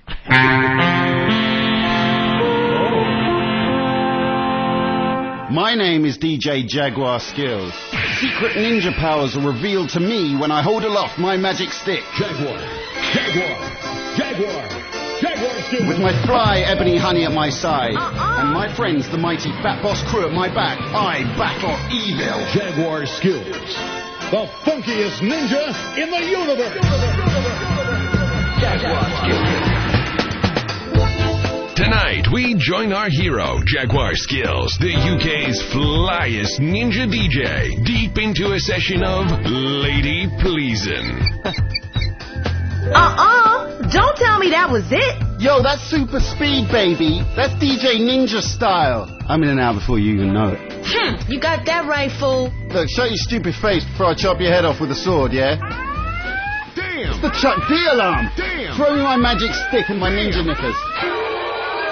Shortly after meeting up with his sidekick, Tiger Chen, and the mighty Fat Boss crew. Jag, yo, it's your evil nemesis, DJ Nuptial, the wackest wedding DJ in all of Britain. Oh, man, I hate that fool. Yeah, he and his evil ninja crew, they've taken this club and everyone inside hostage. They're about to unleash some romantic ballads and Hasselhoff and all kinds of shit. Look, it's time to get Grey White on these fools and burn this place down. What about the children? Tiger, we're going to have to go around the corner and rape all the women and children. Jaguar, what are you talking about? Jaguar, your eyes are red. Have you been smoking hash all day? Totally mashed. I'm massively mashed. Look, do you know how mashed I am? I'm massively mashed. Jag, I'm going to have to take you back to the hideout. You are bugging out. I think it's time to go back to the hideout and smoke some hash. Join us next time for another Jaguar Skills adventure. Jaguar Skills. Jaguar Skills. 5 gorgeous young ninja pimps protecting Earth's entire galaxy. Always 5. Acting as one. Dedicated. Inseparable. Invincible. Wow, that's some production, man. That's too much like the real deal. Yeah, the stories really never go anywhere. Obviously. And it's really based after this guy's real character. He's like a black belt that sits around and smokes hash all day at this mountaintop villa in Spain. He's a weird dude, so I was like, I got to create a cartoon about you, dude. Wow, very good, very good. Calling people in England. I know, you're making us look bad. Opie reads a magazine and he's crowing. I read a magazine last night and I got something here. He's on the phone with England. Well, what do you bring to the show today? Flipping out the articles like an old lady with coupons. What did you bring to the show today? I read Giant Magazine. I wasn't saying that I did more than you. All right. I'm saying Laszlo is blowing everyone away. A positive attitude. That's it. And isn't that all you really need? Mm-hmm. A little bit of love. We're patting ourselves on the back 45 minutes into this bullshit today. We're going to take a break. I guess Gene Simmons is not calling the show today? Of course not. So I'm sure people are just sitting around waiting for Gene to call the Opie and Anthony program. Yeah. Jesus. And who's Julia? What is she? She's going to talk about sex. She's from, hold on. Who is still? Co-Ed Magazine. Oh, and I see super agent Robert Eatman. This could delay my exit by the tens of minutes. I haven't even met him yet, and he's now my agent. Is he? Yes. Wow. He's everyone's agent. I know. After the headlines we got. I'm going to be doing overnights in Paducah. Yeah. Oh, that's great. Talk to him now because you'll never get him on the phone. He's everyone's agent. Can you get the Opie and Anthony deal for me? Well, yes, I can. All right, I'll sign with you. Who suffers in the end? Opie and Anthony. Oh! His stable of more than 10,000 hacks. He's got 10,000 morning hacks. 10,001. And one now. Thank you. And Anthony and I. Yeah, we used to be like the big guys. And how much you want to bet he watches Entourage? You think? Look at his dress is different. Yeah, what is it? He's looking a little more casual. You watch Entourage. He wants to be, what's his name there? He's wearing Ari. He's dressing like Ari. Look at him. I usually see him in a suit. He's from Chicago. All of a sudden he's dressing like Ari. He's wearing like a yellow button-down shirt, kind of open at the collar, all sexy. Have you ever seen him dressed like that? No, never. I think he got influenced by Entourage. He wants to be Ari. He is. He's a day away from getting the gold hoop earring. Ari making it cool to be a super agent. Probably had a flesh tone T-shirt during Miami Vice days. Is he representing anyone from Entourage, perhaps? Maybe that's the deal. Oh, don't talk about it. I'm in negotiations. Love the Bob. All right. And I forgot to tell you, Anthony, our old GM called yesterday. Brucey Mittman. Bruce Mittman. Boys, is he going to be in town and want to have dinner? I have no idea. I didn't call him again. back. Another Boarfest dinner with I was going to say with Robert Eatman, but that's true too. But with Brucey Mittman, who knows? We'll have to call him back. All right. Why don't we take a break? Yeah, I got to take a leak. Bill Burr sitting in today, Laszlo sitting in today, and we got what's her name, Julia from Co-Ed Magazine to talk about sex next. Hey, we knocked off. Sweet oral pleasure. Such a talented little heroin addict.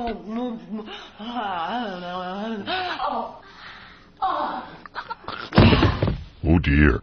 Overdose. Ramon. Get the wood chipper.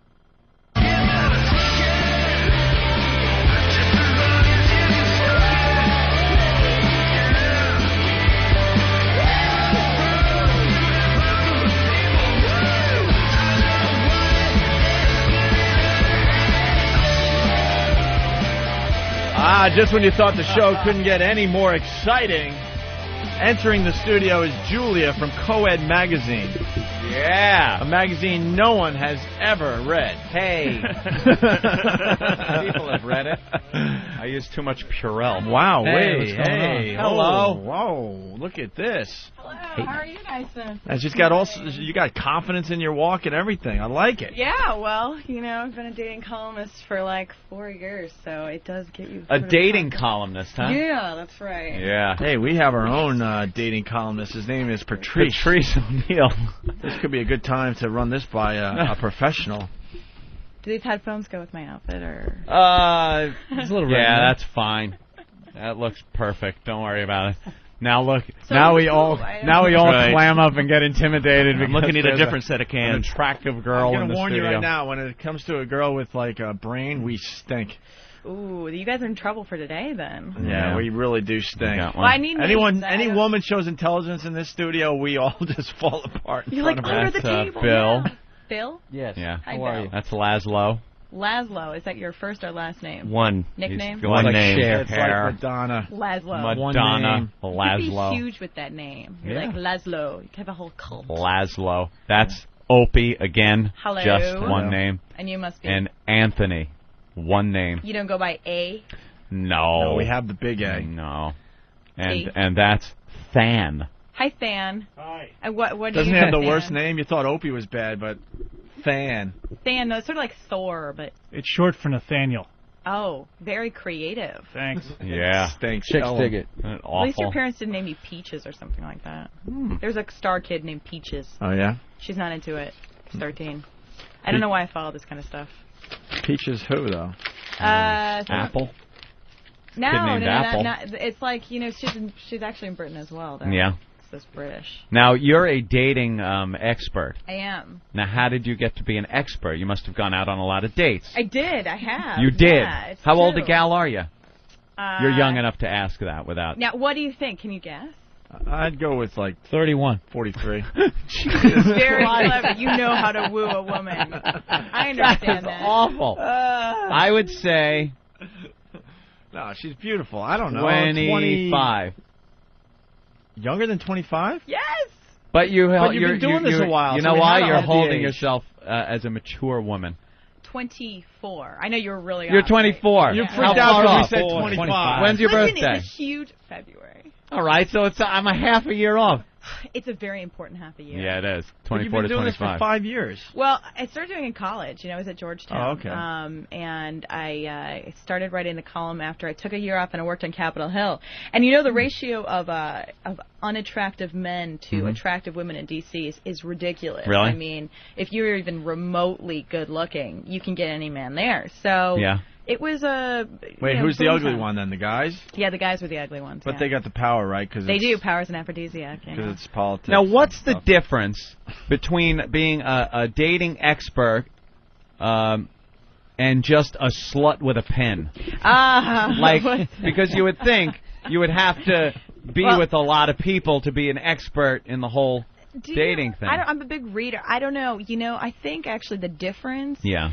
is that dating experts have methodologies and sluts with pens just sort of go with it. Right. Probably with alcohol involved. Yeah. I only involved alcohol when absolutely necessary. Did you ever bang a senator?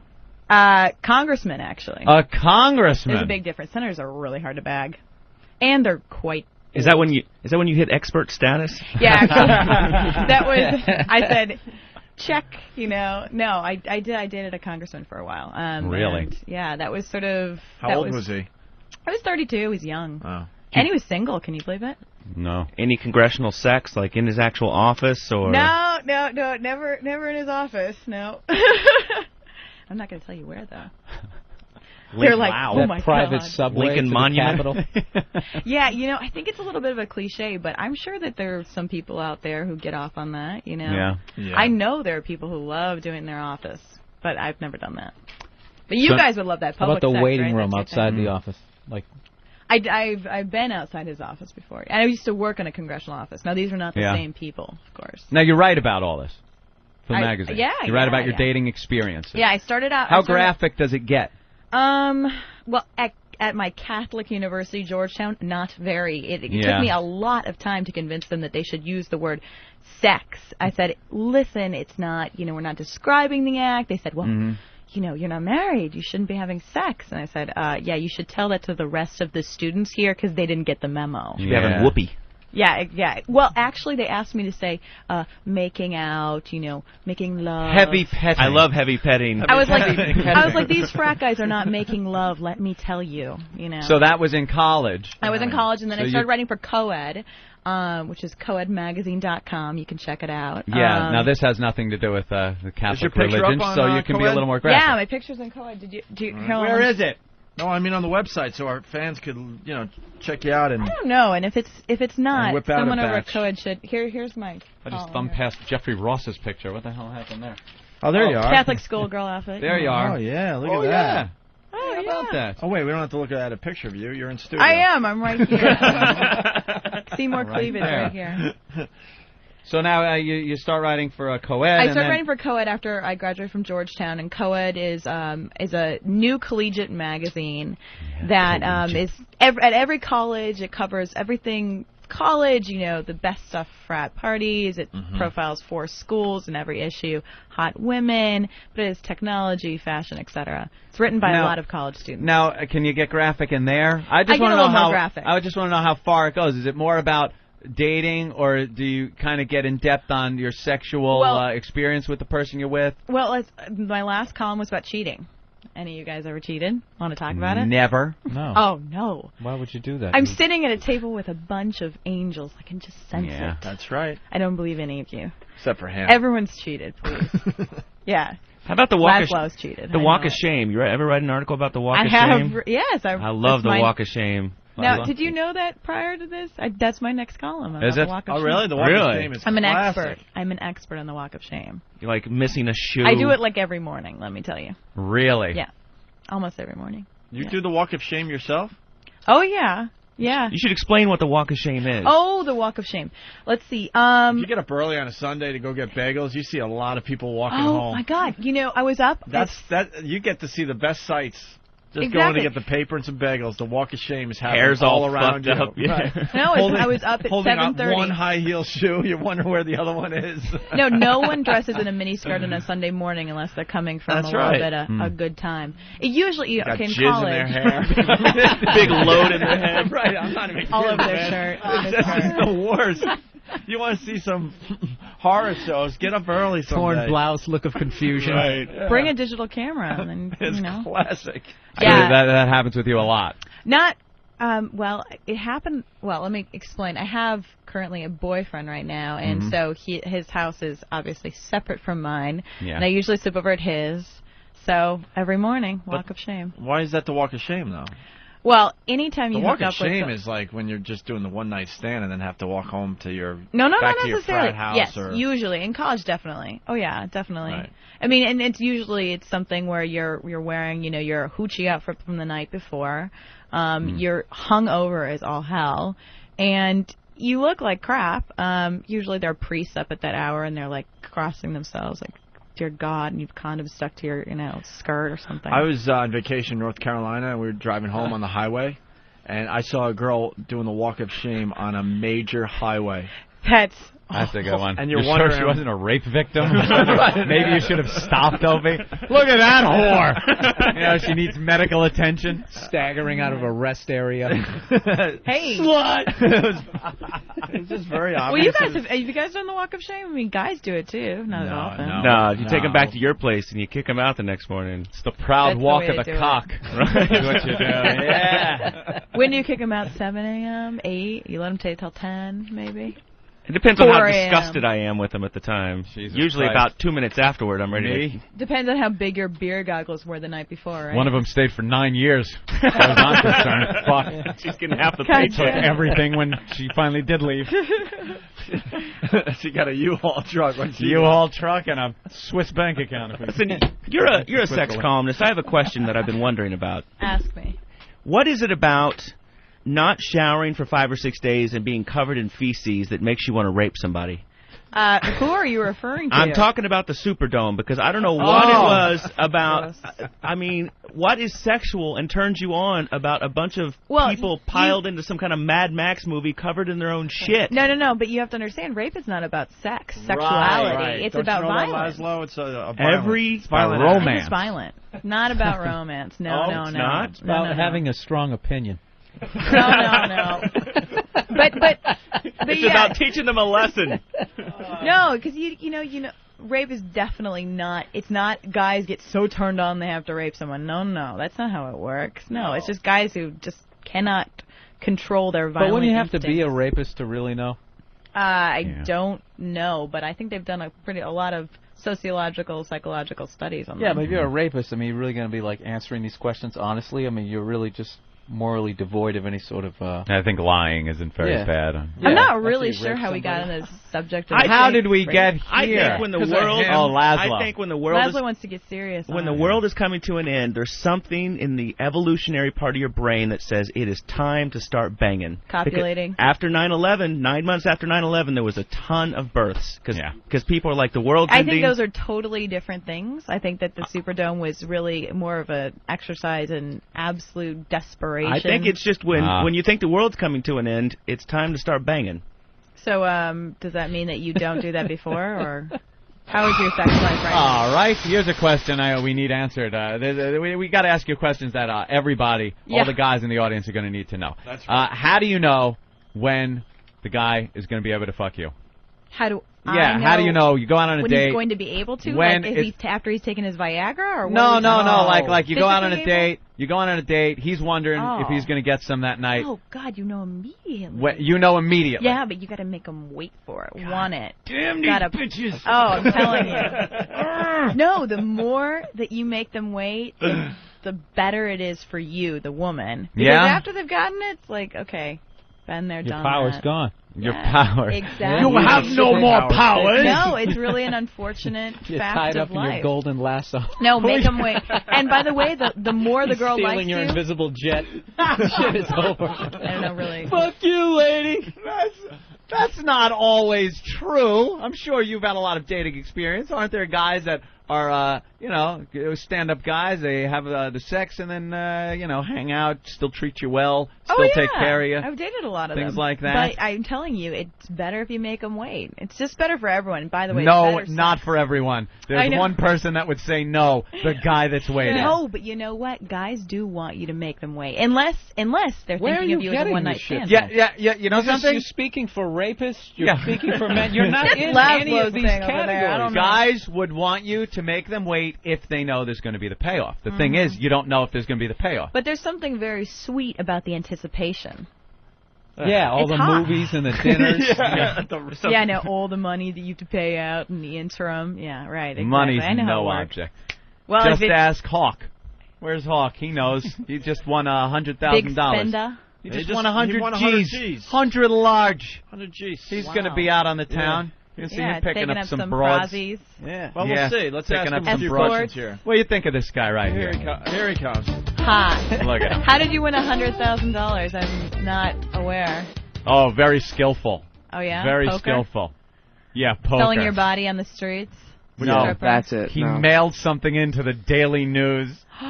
Like an old woman. Wow. Yeah, like an old washwoman. Actually, it was all old women and Eric that Yeah, won. old women and Eric won. He was So in a what lucky laundromat lady when he are you going filled to it take out? What are you going to do for your woman? Do you have a woman? Yeah. I do. Multiple women? No, just one. Just one woman? Just one. How long have you been with her? Several months now. Oh, and so what are you gonna get her? I don't know yet. Yeah, I'm gonna take her shopping when she comes out here. Is she like a I say high maintenance in the best possible way. She like shopping, or what's her deal?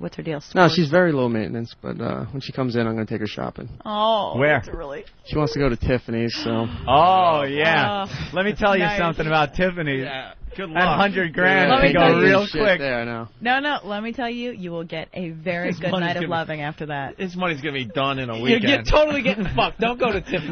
You can spend Great idea. $100 on a whore and get the exact thing you want. That was the best. No, he's that is sweet. propaganda. God, that's when I Hear wish that? this was television. That's when She goes, "You're gonna get a good night of loving for that." And then Bill's face is. He threw his arms up and looked around like, "What the fuck? What the? Who the? That's that. He's That's just that jealous. Oprah. That's that Oprah propaganda. Listen, Hawk is looking for love, not This just is sex. going to be. Yeah? She's Okay. speaking Love. for somebody else. I can tell. The He has a pattern. sweet face. The rapist." All right, when you Let's go, see. You want me to speak for you? Julia, No. when you go out with him? Sure. Without the money? No. I'm just kidding. I'm just kidding. I'm kidding. No, if I didn't have a boyfriend, yeah. Oh, if I didn't have a boyfriend. It's a great excuse, isn't it? You wouldn't go out with him. Be honest. Not at all. He's a good guy I to would. cheat I with, though. Why would you believe- go out with him? Exactly. Because I think that you should give everyone a chance. He could be amazing in bed. That's Who bullshit. knows? Oh, come on. Jesus It's Christ. not. You heard Where's your $100,000 and your self-esteem? eyes poked. Nah, $100,000 is not going to impress me Yeah, at this point. 100,000 is nothing. You No, gotta relax I'm really with happy that. for you. I would love 100,000. So if you want to donate. Why would you but- go out with him? Because I think it could be interesting. Why? He's a zero. Everyone. No, that's not nice. Liar whore, and you know it. Who's that guy? You guys The just collar. put that on every now and Yeah. again. Yeah, no, you give everyone a chance. That's the problem with women right now, is they are too picky. You have to go out and see what the guy is like. You know, Women he could be a too picky. Casanova underneath his polo shirt. I'm calling Bravo Sierra. You Oh, would not go out with easy Eric. with the language, Opie. Bravo, Sierra. You're just trying to be like nice. Well, and stuff. professionally, you'd go on out the with him. radio. On the radio. And then she's see professionally, and then she'd write about it, and words Yeah. like dork and shit would be I filling love up. dorks. I love them. Do ya? So, yeah. I don't go for the Brad Pitt type. I go for the No? Zach Braff type. Yeah. Really? Dorks are easily manipulated. Have a huge thing for him. Yeah. Dorks are easy prey. Look at the bitter Bill. You are just so like, easily manipulated. Do something. Listen, let me say. I'm playing devil's advocate. Of course. Keep trying. All I want is a guy who's going to talk string theory. Bill's to me had about. some. Bill's had some recent problems. That's all we're going to say right now. Okay. Recent problems. So he's a little bitter right now. What are you bitter about? I'm not bitter. It's not working correctly, or what? What isn't working? That was like, I think if you want somebody, fucking hack. It's not what you got; it's how you use it. I think if you want somebody that is going to speak string theory, maybe it's Stephen Hawking and not Hawk. Oh. Yeah, I'm not sure how. That's hot. Oh, that's good. Yeah, very clever, Laszlo. You're redeeming yourself. I worked on that all night. Do you have? I'm going to cock block him. Crash everything you say. Do you have sex on the first date? No. Why not? No, ever, never. Well. One time. I've done it once. Yeah. Yeah. It led to a year-long relationship, if you can believe it, with a crazy person. But no, I don't recommend that. It's not a good idea. Yeah. How old were you when you first started? Effing. Effing? I was going to start with dating. Oh. I was going to start with dating. My first kiss was at 14. Aww. That's adorable. Well, okay, when was the first time? When did you guys lose your virginity? Let's hear it. 13. Yeah, you're lying. No, it was 13. No, really? his father got him a whore. She was 19. No, it wasn't a whore. She was a friend of the family. Yeah. She was 19. Her name was Buzz. And my father and his wife went out that night, and Buzz was over the house. We were watching Monty Python's Flying Circus. She told me to go into the shower, so I didn't know. I just went in, and I came out, and she was in the bed. Hawk is leaving. See you later, Hawk. She was in the bed, and as I was walking out of the shower to my bedroom, I heard, "Aren't you coming in?" And it went like, ding, ding, ding. Oh, my God, here we go. This is it. How did you even know what to do at 13? I had been reading a lot of magazines and jerking it like a rabbit. Clearly. Like a monkey. What am I saying, a rabbit? Yeah, hump anytime. Like if you find a rabbit jerking off, please call me. Two little paws. Yeah, they don't even have thumbs. God. A rabbit jerk off. He's reading Watership Down, jacking off. He's sitting up using those big back legs. Yeah, in the briar patch. I think 13 is shockingly young. Opie, how old were you? 18. Freshman in college. That's more appropriate. Thank you. Appropriate. I approve. Now she's speaking for everybody that lost their virginity. Yeah. Now, you think that's appropriate, though? I was inappropriate. It probably was inappropriate, You're a baby, but it was pretty good. I'd been jerking, though, for years. And it was like years. What, since you were 7? Well, no. You're like 8. Probably and a half. like 11. God. Or something. My God. I think I was still reading the Babysitters Club at 11. Yeah, My so God. was I. That's what I was jerking to. Yeah, remember that back in the day? That's wrong. Like a Jordan Marsh catalog would turn you on. You're like, oh my God, I see a calf. Well, yeah. Your dick is Women in those up. bloomers that came up to the middle of their abdomen and their kneecaps. The bra ads. Yeah, the Sears catalog. Yeah. Airbrushing out any bit of their sexuality. This is So all, your tolerance is a lot higher now. Yeah. Well, it's also pre-internet, pre-Victorian Yeah. secret. Like that. 7-years nowadays. You needed everything. You needed looking like at the anything bestiality worked sites. back then. But your first kiss at 14. Yeah, Oh, and I was see? I was very good. It was like every You year took all a the new steps, the base. appropriate steps. I'm very organized. Yeah. So I was organized in my love So life then I as will well. guess you lost your virginity at 17. Oh my God. Yeah. Okay. Yeah. I was just running A base through a year, If you that's kiss exactly at 14, right. you're fucking by 17. When did you lose the back door? And what base is that we're not going to talk about. What base is that? It's like 5.5. Come on. Wow. That's out of the baseline. When should foul. when should the ladies give up the back door? Oh, I don't know. Maybe when you're married. My God. Married. You know what? I don't have any judgments. If you want to do whatever you want to do, you know. I had a girl actually say that. Really? She actually said, like, I have to save something for my husband. For marriage? What if your husband don't want that? I don't know. I mean, do you guys That seriously treasure. want it? I'm saving this prize. Yeah, no, thank wow. you. I don't really think it's that hot, to be honest. No? No. No, yeah. Wait, what? Visualizations of what else that's used She for. didn't save it? No. You whittled her down? You got her down? Yeah. She loved it. It was one night. She starts out as a prize waiting for her husband. No. And it's like, I'll toss it to Bill Burr. A couple tequila shots later. Yeah. Nothing. No woman has that much low self-esteem. I went out with her for like 3 months before she said, all right. Okay. 3 months? Howdy doody looking chick. 3 months later. That What prize kind of was fantasies yours. was she having? So then you lose your virginity at 17. Yeah. And when did you decide that now you were expert enough to start writing about it? To be honest with you, I got a couple of I had a very serious boyfriend at that time. Got a couple negative comments about my performance with regard to From your oral boyfriend? sex. Oh, your boyfriend was downplaying your abilities for oral sex. But when was he the first? knew. But when was the first time you did that? What, oral sex? The beach. The who? The BJ. Oh, the beach. Was it before or after standard sex? I think it was before. Before? It usually comes before. Yeah, that's 14 yeah. to 17. A lot of women are kind of mediocre. There's like that host, like guys. There's like this, like guys just automatically don't know what they're doing, which is true. But they always just like women somehow. No. No. A Here's woman the giving thing. a hand job is the worst. No, let me tell. First, Unless you hand job teach is them. so If you 15. teach them, they're fucking amazing. Yeah. Well, that's the thing. I went to the not the library. I should say, Urban Outfitters, which has a lot of great books on sex, like Gay Guy's Guide to Having Sex with Men. Who knows better than a gay guy? Oh, so now Studied you're getting your up on this instruction stuff. I was diligent. I mean, I read everything, and that's how you get to be an expert. And let me tell you, he said my performance was markedly improved. What a romantic guy. Did he put it that way? He's a good guy. He has like a shot. What was his complaint? He's like, let's see. What was his complaint like at the beginning when you sucked? A little bit of teeth, I think. Oh, teeth? That is the ultimate no-no. It just wasn't up to par, and now it is. So the current teeth boyfriend is gets the ultimate benefit. no-no. Anthony can help you with that. I can? The teeth? Yeah, you got to make Charles Bronson face.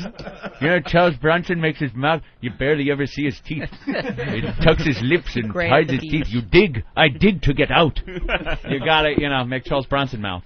Yeah. I don't even know. A lot of spit. That's great. A lot of saliva. Yeah, things like that. Unless you're into the got to use the hand as an extension of your mouth. Would you like? Yeah, there I you demonstrate, but I'm not going to. Would you like to see Ben's hog? Yeah, no, thanks. Though. Yeah. But we want to know what's going on because it's either like a really big ball or he's packing something, and we've been trying to figure it out for years. Packing. Yeah, socks in your pants, you mean? Or? I don't know, something's going on. Hey, if you know right away if you're going to have sex with a guy when you're out, do you know right away if you're not? Yeah. So you know right away. Yeah, you go except out here's the thing. What are some The things? most persuasive argument comes in glasses, and it usually has a high alcoholic content. So, I mean, if you're not impressing me with, let's say, your pedigree or, the amounts of arcane knowledge that you can spew out, tequila shots. Yeah, sense of humor actually does work. It does. But tequila shots will do it too. I'm telling you, in case of emergency, break tequila bottle open. Have you ever had a guy, right? The second you saw him, okay, I'm going to fuck this guy. But then just during the date, he just so he screws it up. Oh, what an asshole. I think they can say, yeah, I'm going to fuck you, but there's this minefield that you have to walk and not step on anything. You know what, though? The primary thing for guys is, like, total confidence. But you don't want to be cocky, I dated a guy once who he was quite bright, but he knew it, and he's like, Princeton this, Princeton that, and I'm like, great, I know you're smart. Stop using such big words. I know a lot of words. I don't know what you're talking about. Did you have sex with him? No. No? And I wanted to. And you were gonna. See, that guy screwed it up. This is a good one to do in the middle of the Screwed dinner it up. date. Take a cell phone call from your mom. Hang on a second, like still living at home. Oh, really? Over. That's bad. That is bad. Hey, when you coming home, honey? Late. Wow. No, they redid the basement. Mommy, it's totally cool. Yeah, leave the door open. I'm going to be home late. I got to interrupt this great conversation because Jim Norton's checking in. Oh, Jimmy! Hi, guys. This is Jim Hi, Norton. Jimmy. Hi, Jim. James. Jim usually sits in that seat over there where Bill is sitting. Why are you MIA, Jim? He's I'm in California. I have a question, too, about I think I had like a little faux pas on a date. I just caught kind of what you were saying. Yeah. But is it bad if you're on a date and a girl found my condoms? And she's like, what are these for? And I said, oh, they're going to save your life tonight. Believe me. Yeah, that... Somehow I'm not believing you actually said that. If you did, I have to... No, he said it. Oh, God. Jimmy's out in Hollywood filming a series for HBO. What series? It's called Lucky Louie. It's a sitcom, and I play a kind of a scumbag friend. A brand new sitcom. Scumbag. Obviously, Yes. that's a real departure from your true persona, huh? Oh. Yeah, I'm actually a really good guy in person. I didn't realize you guys were talking about sex, but I don't really want to interrupt the sex call. I apologize. Stop. No. So how did you apologize after she slapped you, huh? She didn't slap me. She just kind of freaked out a little bit, and I tried to, I kind of looked at her and I went, ha ha ha, You're like, it's not a really bad STD. It's just sort of, uncomfortable at times. Yeah, no. I honestly thought I had chlamydia recently. You remember I told you my whiz was burning for like a week? I'm not even kidding. And I didn't say it on the air because I didn't want to freak out any chicks that I banged out. But it turned out it was like some kind of an infection. But I thought it was chlamydia. Oh, dear God. Yeah, Jimmy's had... How do you get dates? What's that? He pays for them. The checkbook. Yeah. You're like, don't worry about these scabs. That will go away. You asked him how he gets dates? There's Yeah, a it's called the website Second Amendment. Yeah, there's a website called Craigslist. Actually, my roommates are from Craigslist. They're pretty hot, let me tell you. I don't know, it might not be a bad place to go. You found your roommates on Craigslist? Yeah. They're really, really cute. One was a former runner-up for Miss California. The other looks like Paris Hilton. They're both blonde. I'm telling you. Come over to my place. Hot stuff. Well, Jimmy's not finding that type of caliber No, on Craigslist. he's getting ones with leg things. What did that woman have? Oh, it was kind of like gout. It was called leg something where she had fat. Do you know what this is, miss? Because the girl had Something osis or... It was like, water on the feet. She had like something which made her feet swell up because she was too fat. Only the best. Well, how do you like the chicks out in Hollywood? Much hotter, right? Yeah, they're the same. Their Adam's apples are hidden a little bit better. But that's about it. What you can do nowadays with modern surgery, right? Jimmy. So no blondes that you're taking out? Because really you can't go to Hollywood and date a brunette. It's just wrong. No, I don't do particularly well here. What were you talking about? I'm sorry. I don't want to screw up. No, it's okay. Her name's Julia, and she does a sex column for Co-Ed magazine. That's right. Oh, really? Yeah, it's like some magazine. She goes out on dates and talks about the dating. Oh, that must be fascinating. How long has the column been going? Well, I started at Georgetown University 3 years ago. Right? Really? You're saying this like you know, but you don't. No. And then I just started at Co-Ed. Now, that was a fake laugh. That's good. I'm going to come after you. Then I started at Co-Ed a year ago, and I've been writing for them ever since. coedmagazine.com. Check it out. Or you can check out my website, Julia Bogger. You have a website? I do. What is Julia Bogger, BAUGHER.com. Jesus. I never would have guessed that. That's a brutal name to try to remember. I would have been BAUGHER.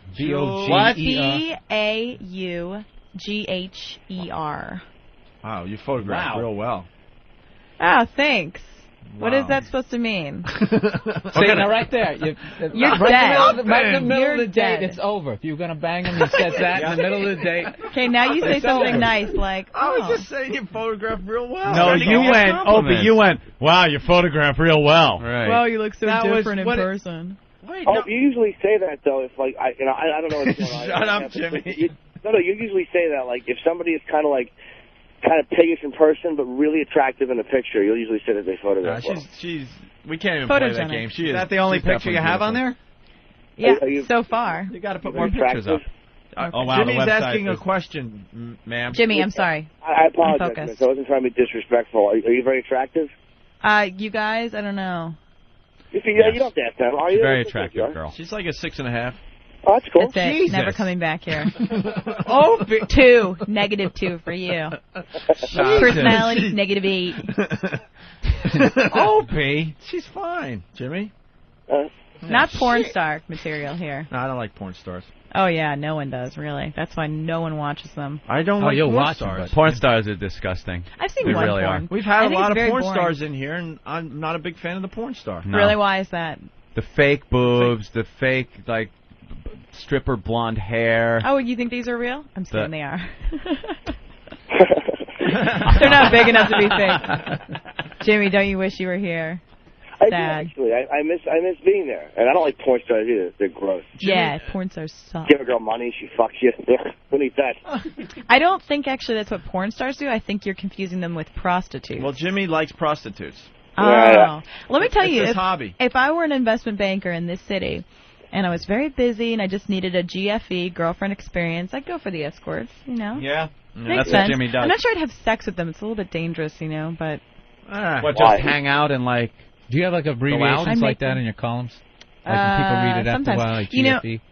Yeah, I mean, I advocated for a long time something called dating with a lowercase d, which means you're not just hooking up with a guy, but you're actually, going out with him, getting him to spend money on you, that kind of thing.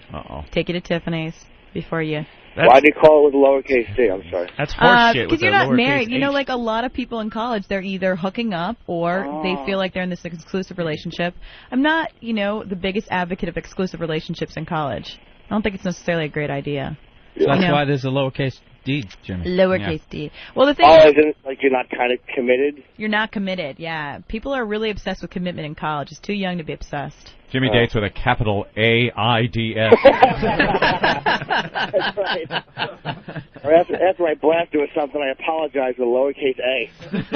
Yeah, I apologize with what exactly? Jimmy's a little different than you and I. Oh, yeah? How so? Short? I want to ask him. What he's into. Jimmy, what are you into? I'm actually not into anything. Trannies? Really, no. I mean, no. Well, a little bit. No, not at all. I'm not actually not into anything particularly crazy. No? No. Liar. Logs. It's always the one that looks... Oh, God. Dear God. Yeah. Did you hear him? It's the ones that look the most innocent, I think, that are really the worst. He doesn't really look innocent. No. There are times when he has women over that he has to put down a tarp on his bathroom floor, is what he is into sometimes. Somehow I don't believe that. I've actually never met anyone who's been into that, but maybe I just stay really clean. You just did. Set you up. We got your column for January. You're there. Yeah. Logs. Yeah, no. My mother edits my column, so I don't really think. Yeah. Your mother edits your column? Yeah. She was a former speechwriter for Nixon, and she edits my columns.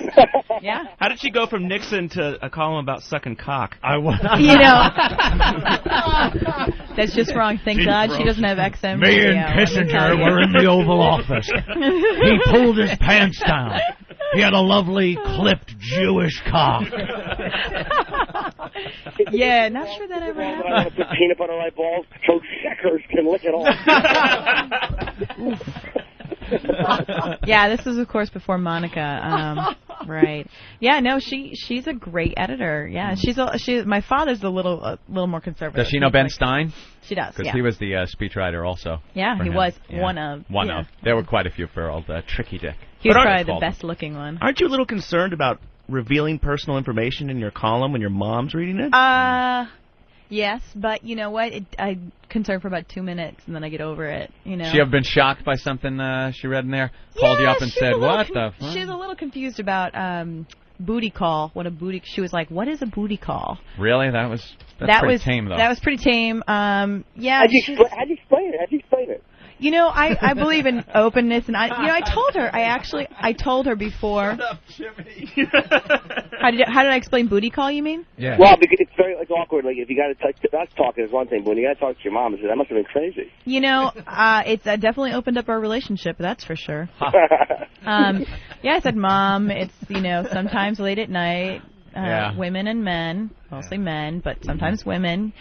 They just have needs. And she said, I understand that. Yeah. I mean, she and my father, I'm sure, are having a good time. I don't want to think about it too much, but, they're cute, very in love still. So she's pretty open. She's like, yeah, when I was in my mid-20s, I was crazy. I'm like, oh, don't get too much into that. Yeah. That's enough, thanks. Right.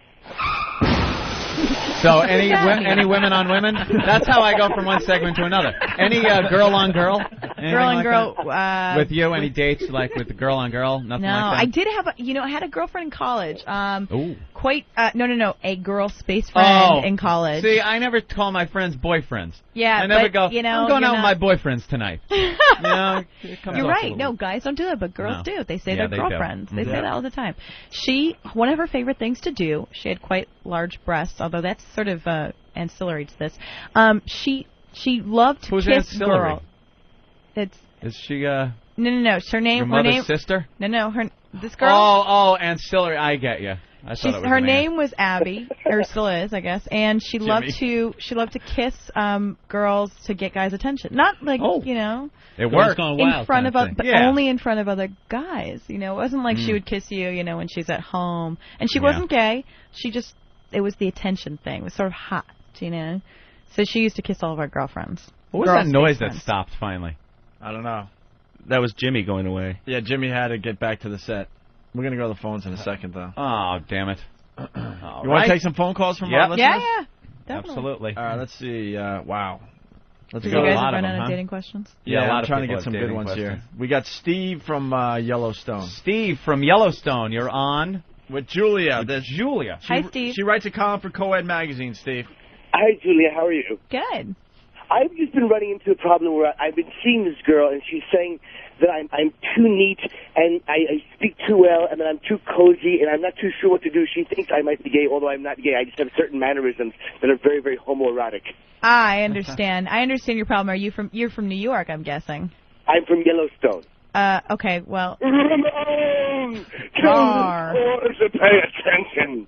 Oh, well, yes, I have no idea what that meant. But Ramon, bring me a woman who sucks cock and shuts up. Wow. Who is this Definitely guy? homoerotic. Let me tell you this, though. You know, we women... get listeners. We want serious questions only. And fuck this girl with a stick. Ew. What is going on in Yellowstone? I don't know. Maybe he's a little bored or something. I don't know. Listen, lay off the booze in the morning, man. Exactly.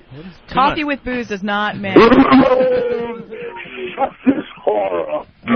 That's enough. We got to get rid of Guys, Ramon really for you. frightening. Sounds like he had too angry. much. Sorry, Julia. Sounds like he had too much honey in his tea. Exactly. Do you come across many angry guys? Yeah. Like this? You know what is that? I wrote an article about ugly men dating attractive women, which happens all the time in this unfortunate society we live in. And a guy wrote me this angry email. He's like, listen, that's true, but you know, I think that you shouldn't harsh on guys with game. He said, guys only need game. They don't need attractiveness, and you're not even that hot. Harsh on guys? Yeah, harsh. Yeah, apparently Game. that's like an 80s word or something that he's reviving. All right. All right, let's go to the So, phone. yeah, there are angry guys out there. Angry guys. This guy's one of them. Let's say hi to Andrew in Brooklyn. Andrew! Hey, O&A, Bill, Ho, how you doing? Sorry, did you call me a hoe? No, I have a question. I'm dating a girl right now, right? Okay. And she doesn't quite understand that it's my house, my rules. You can either have a doggy style on your back. Liar, whore! Is that, do you guys usually... Jesus. Are there any serious callers? This happens so often. Wait, I'm seeing when something. Please make her cry. Where? That's just weird. You guys have Polo an email? from New York. That's says, weird. Please Tuesday. make- Something about Tuesday. Like, I don't know. Well, here's a good question from Vern. Crazy. Vern? Yeah. Go ahead, Vern. I had a question for her. How come when you see a girl and you get to know her and then you get shoved off into what we call the friendship or the big brother zone? Oh, very good Thank you for question. acting. What am I saying? Axing. Is it Vern? Vern? Was that Vern? Yeah, it's Vern. That's a great question. You know what? I think it's because of your confidence or lack thereof. If you act like you are a sex god, she will not shove you up into the friend zone. It does not matter what you look like. Check out this book called The Game by Neil Strauss. I'm telling you, if you want game, read this book, copy what he's doing. Anyone can get any girl with this book. I'm telling you. Did you check that out from Urban Outfitters? Yeah, all right, good. No, actually, it's like Barnes & Noble. I don't know. You said the library. I mean Urban Outfitters earlier. Yeah, you're right. Laszlo's back with his clever comments. Well, yeah, Laszlo. I'm just kidding. Laszlo, let her be, man. She's doing a great job for us today. No, I'm serious though, because a lot of guys get shoved off into this just friends thing, and they think there's something wrong with them. There's nothing. They just aren't having enough confidence. They don't have, the moves. You got to pull it out. All right, let's say. Yeah, no, that's not going to Take work. it out. I'm That will telling get you arrested. Hey, we're going to go to a... Be surprised. Yeah, they'll be surprised, all right. We're going to go to a college town. That's not work for anybody else. College town. You just hit that awkward moment. Fuck it, I'm taking it out. When have you ever done that? You talk a a big lot. game. I'm not feeling it. Okay, I mean, but you don't have to believe me. I mean, I'm it really happened. not trying to convince you. Yeah, Bill. Yeah. This is the guy that went from I'm saving it for my future husband to backdoor action. Right. 3 months. He's got some game, and if he No, felt in the 3 months. 3 months is not game. I don't have game. No? I know guys pulling it out is game. Yeah, though. that's game. That's a risky move. But I stole that. I stole that from Bobby Kelly. Yeah? I was living with the time. He goes, dude, you pull it out. He goes, it's like you hypnotized. Jay so Moore. frightened. Jay Moore calls it. What are we going to do about this? Yeah. He said he would sit in a car with a girl and they're talking, and when he gets impatient, he just pulls his dick out and looks at her and goes, "What are we going to do about this?" I sincerely hope the next time he does that, she has the guts to call Richard Johnson and report it, because that is just, oof, nasty. Isn't that funny? It's Dick Johnson. 40% success Richard rate. Johnson. All right, well, let's go to a college town, Boston. Opie's like, yes. Well, I'm trying to seg into some real shit Opie, here. please. No guy ever did that. I'm the only. You're just sitting on the couch and all of a sudden Whip out you your just- junk? Not going to go into that. You know what? Opie. You just pulled it I'm out? trying to help you out. All right, Thank let's you. go to Boston and say hi to Ben. Ben in Boston. Ben in Boston. Hi, Hello? Ben. Hello? Ben. You're on the air. Ben, you're on with Julia. I've been seeing this girl, and she keeps, like, laughing and stuff because my hockey's so big. Yeah, that's hilarious. You call with Tom Brady. Tom Brady. I swear to God, your collars are all in crack. Ramon, this bit is tired, but he doesn't care. Ramon. Or they're the same Is color this Steve? over and over This and is over. Steve from Yellowstone again. What? Steve. You guys have the What happened? worst Yeah, screener in the it's the history of intern. the world. Our screener stinks. Who's the intern? I'm going to come after you. It's Hold on. Danny, and he's terrible at Dead. screening calls. Danny, you suck. Get your ass in here. You can't tell Steve from Yellowstone. This guy sucks. I knew the second I heard it was Ben from Boston, I knew it was going to be Steve from Yellowstone. How did you know? All right, Ben. Because I heard his Sen- voice. Ben? I heard his voice. Sucks. Thank you, Ben. Let's get All someone right. real. Now, come on, guys. Yeah, let's go to Sean. We got a great opportunity to learn a little something Sean? Yeah. Hey. What's going on? What's Hi, up? Sean. Hey, you got to have this girl on every week. I don't know about There you that. go. Thanks, Because- Sean. Because you found the perfect hole ever on radio. Wow. What is with the whole Ooh, thing? The whole. It's like. She's an intelligent woman. Thank you. She's an expert, and her mom edits her column. Right. Calm down. Maybe we should edit this show. Maybe we should have our moms here, Opie. Yeah, what would to your edit mom this say if they show. were here? Exactly. What would they say? She'd say, "Thank you for the checks you send me." Do your moms listen to the show? Do any of your moms listen to this show? No. Are they frightened? Are you like, I'm not buying you a radio? My mom turns it off while she's driving, she says. My mom turned off the show when we were doing the fart game recently. Yeah. Really? She's like, Well, that's very she should. inappropriate, Opie. Yeah. I trained you better than that. Did she say that? She like, I'm humiliated? Again, I'm just switching segments. Yeah, Next thanks. segment. That has nothing to do. No, don't take it personally. No, has it's fine. Nothing fine. to I'm do gonna with cry, make a, listener happy. Crying. Let's say hi to Jammer. Hey, what's going on here? What's up, Jammer? Joey, I got a question for you. I'm a truck driver. Is it inappropriate to grab a girl by the back of her hair, and when she's going down on you, just keep jamming it in there until she gags? That's a good question. Yeah, until she gags. I don't think you Yeah. want to kill, the girl you're hooking up with. It's Yeah, not- but it's hot. Is it hot? It depends on, is she into the sort of like force thing? I think some women are into that. It's sort of hot to have a very aggressive man. Well, she's into it until I let her go. Is this a lot lizard? Wow. Ugh, that's sort of weird. Later, I mean, guys. honestly, though, like, if you want an honest answer, you just want to sort of, fuck around. I don't know. I can't tell. It seems like all the callers want to fuck around. But I think if she's into the aggressive foreplay, then yeah, but, like, don't hurt her. I mean, she's not going to give you good head if you hurt her. My God. right, Making and her also- gag, not a good idea. Yeah, is it true the difference between like and love, spitting and swallowing? Yeah, actually. That is true. I like that. I'm going to use that. Nice. Oh, okay. There you go. That's guys. Oh. I'm out. All right, we got a call from Jersey, Henry. Hello. Henry. Hey, how are you guys doing? Hi, Henry. Is it Henry? It's Henri. Henri. Okay, we don't know. Yes, okay. Hey, French. Now, the French are known for romance and love, right? Are you French, Henry? Well, I think that's pretty obvious. I wanted to ask you a question. Since he is talking about the I want to ask you a question. I want to answer it immediately. I want to ask you the question. Since the French are such good lovers, as you were just told, I have a woman who I'm talking to currently who maybe, she doesn't understand how much of a good lover I am. Oh. So what I was asking, Kant, is like, when I'm having oral sex with this woman, she doesn't exactly take it all the way down to the testicles. I'm wondering, is there any way I could get her to maybe do that? Do that? You have I'm sort of confused as to how this has anything to do with you being a good lover. I mean, if she's not noticing that, maybe you're not a good lover. I don't know. That having been said, you do realize that the most sensitive area of the penis is actually the tip, so I'm not really sure why you want it all the way down. Well, no, because the shaft, obviously, to me, is To the you? most sensitive To the part. French, the shaft is very sensitive. Is that it? What cunt? I'm trying to ask you how can I get these women to... I don't respond to the C word, so. What do you talk? What do you talk? What are you saying? I'm trying to... this woman's a bitch. All right. Wow. Just because, you know... That's a little harsh. Why does this happen? That was brutal, actually. I think there are a lot of men who have issues, maybe they're, with their mothers originally or something. Right. I think the new round of interns may not be as good call screeners. Interns are going to get beaten. Let's say hi to another trucker, Chuck. Hi, Chuck. Hey, what's going on? What's Hi. up? Chuck, do you Serious respect question women, here. hopefully? How's a 55-year-old man like myself go around hooking up with like a 15, 16-year-old girl? What do I have to do? That's a good question. Honestly, can you just raise the age like 3 years so you're legal? Because that will get you in jail. Yeah, but, hey, I'm on the road. They'll never see me again. Well, 15, that's a little disgusting. But is honestly, it consensual? 18 is, well, what's with the focus on that? I'd go for 18. I'd go for college, honestly, why take it younger than that? That's sort of gross. But if you're 55, you said? Yeah. Yeah.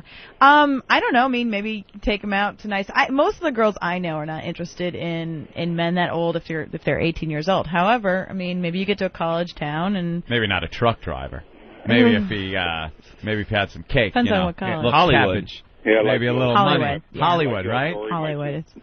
Yeah, I know. The old story, like my sister's a hooker and stuff, and should I tell her about my other brother is a truck driver, right? You drive the truck by the schools. You ask them if they want to see what the sleeper cab looks like, and once they're in there, and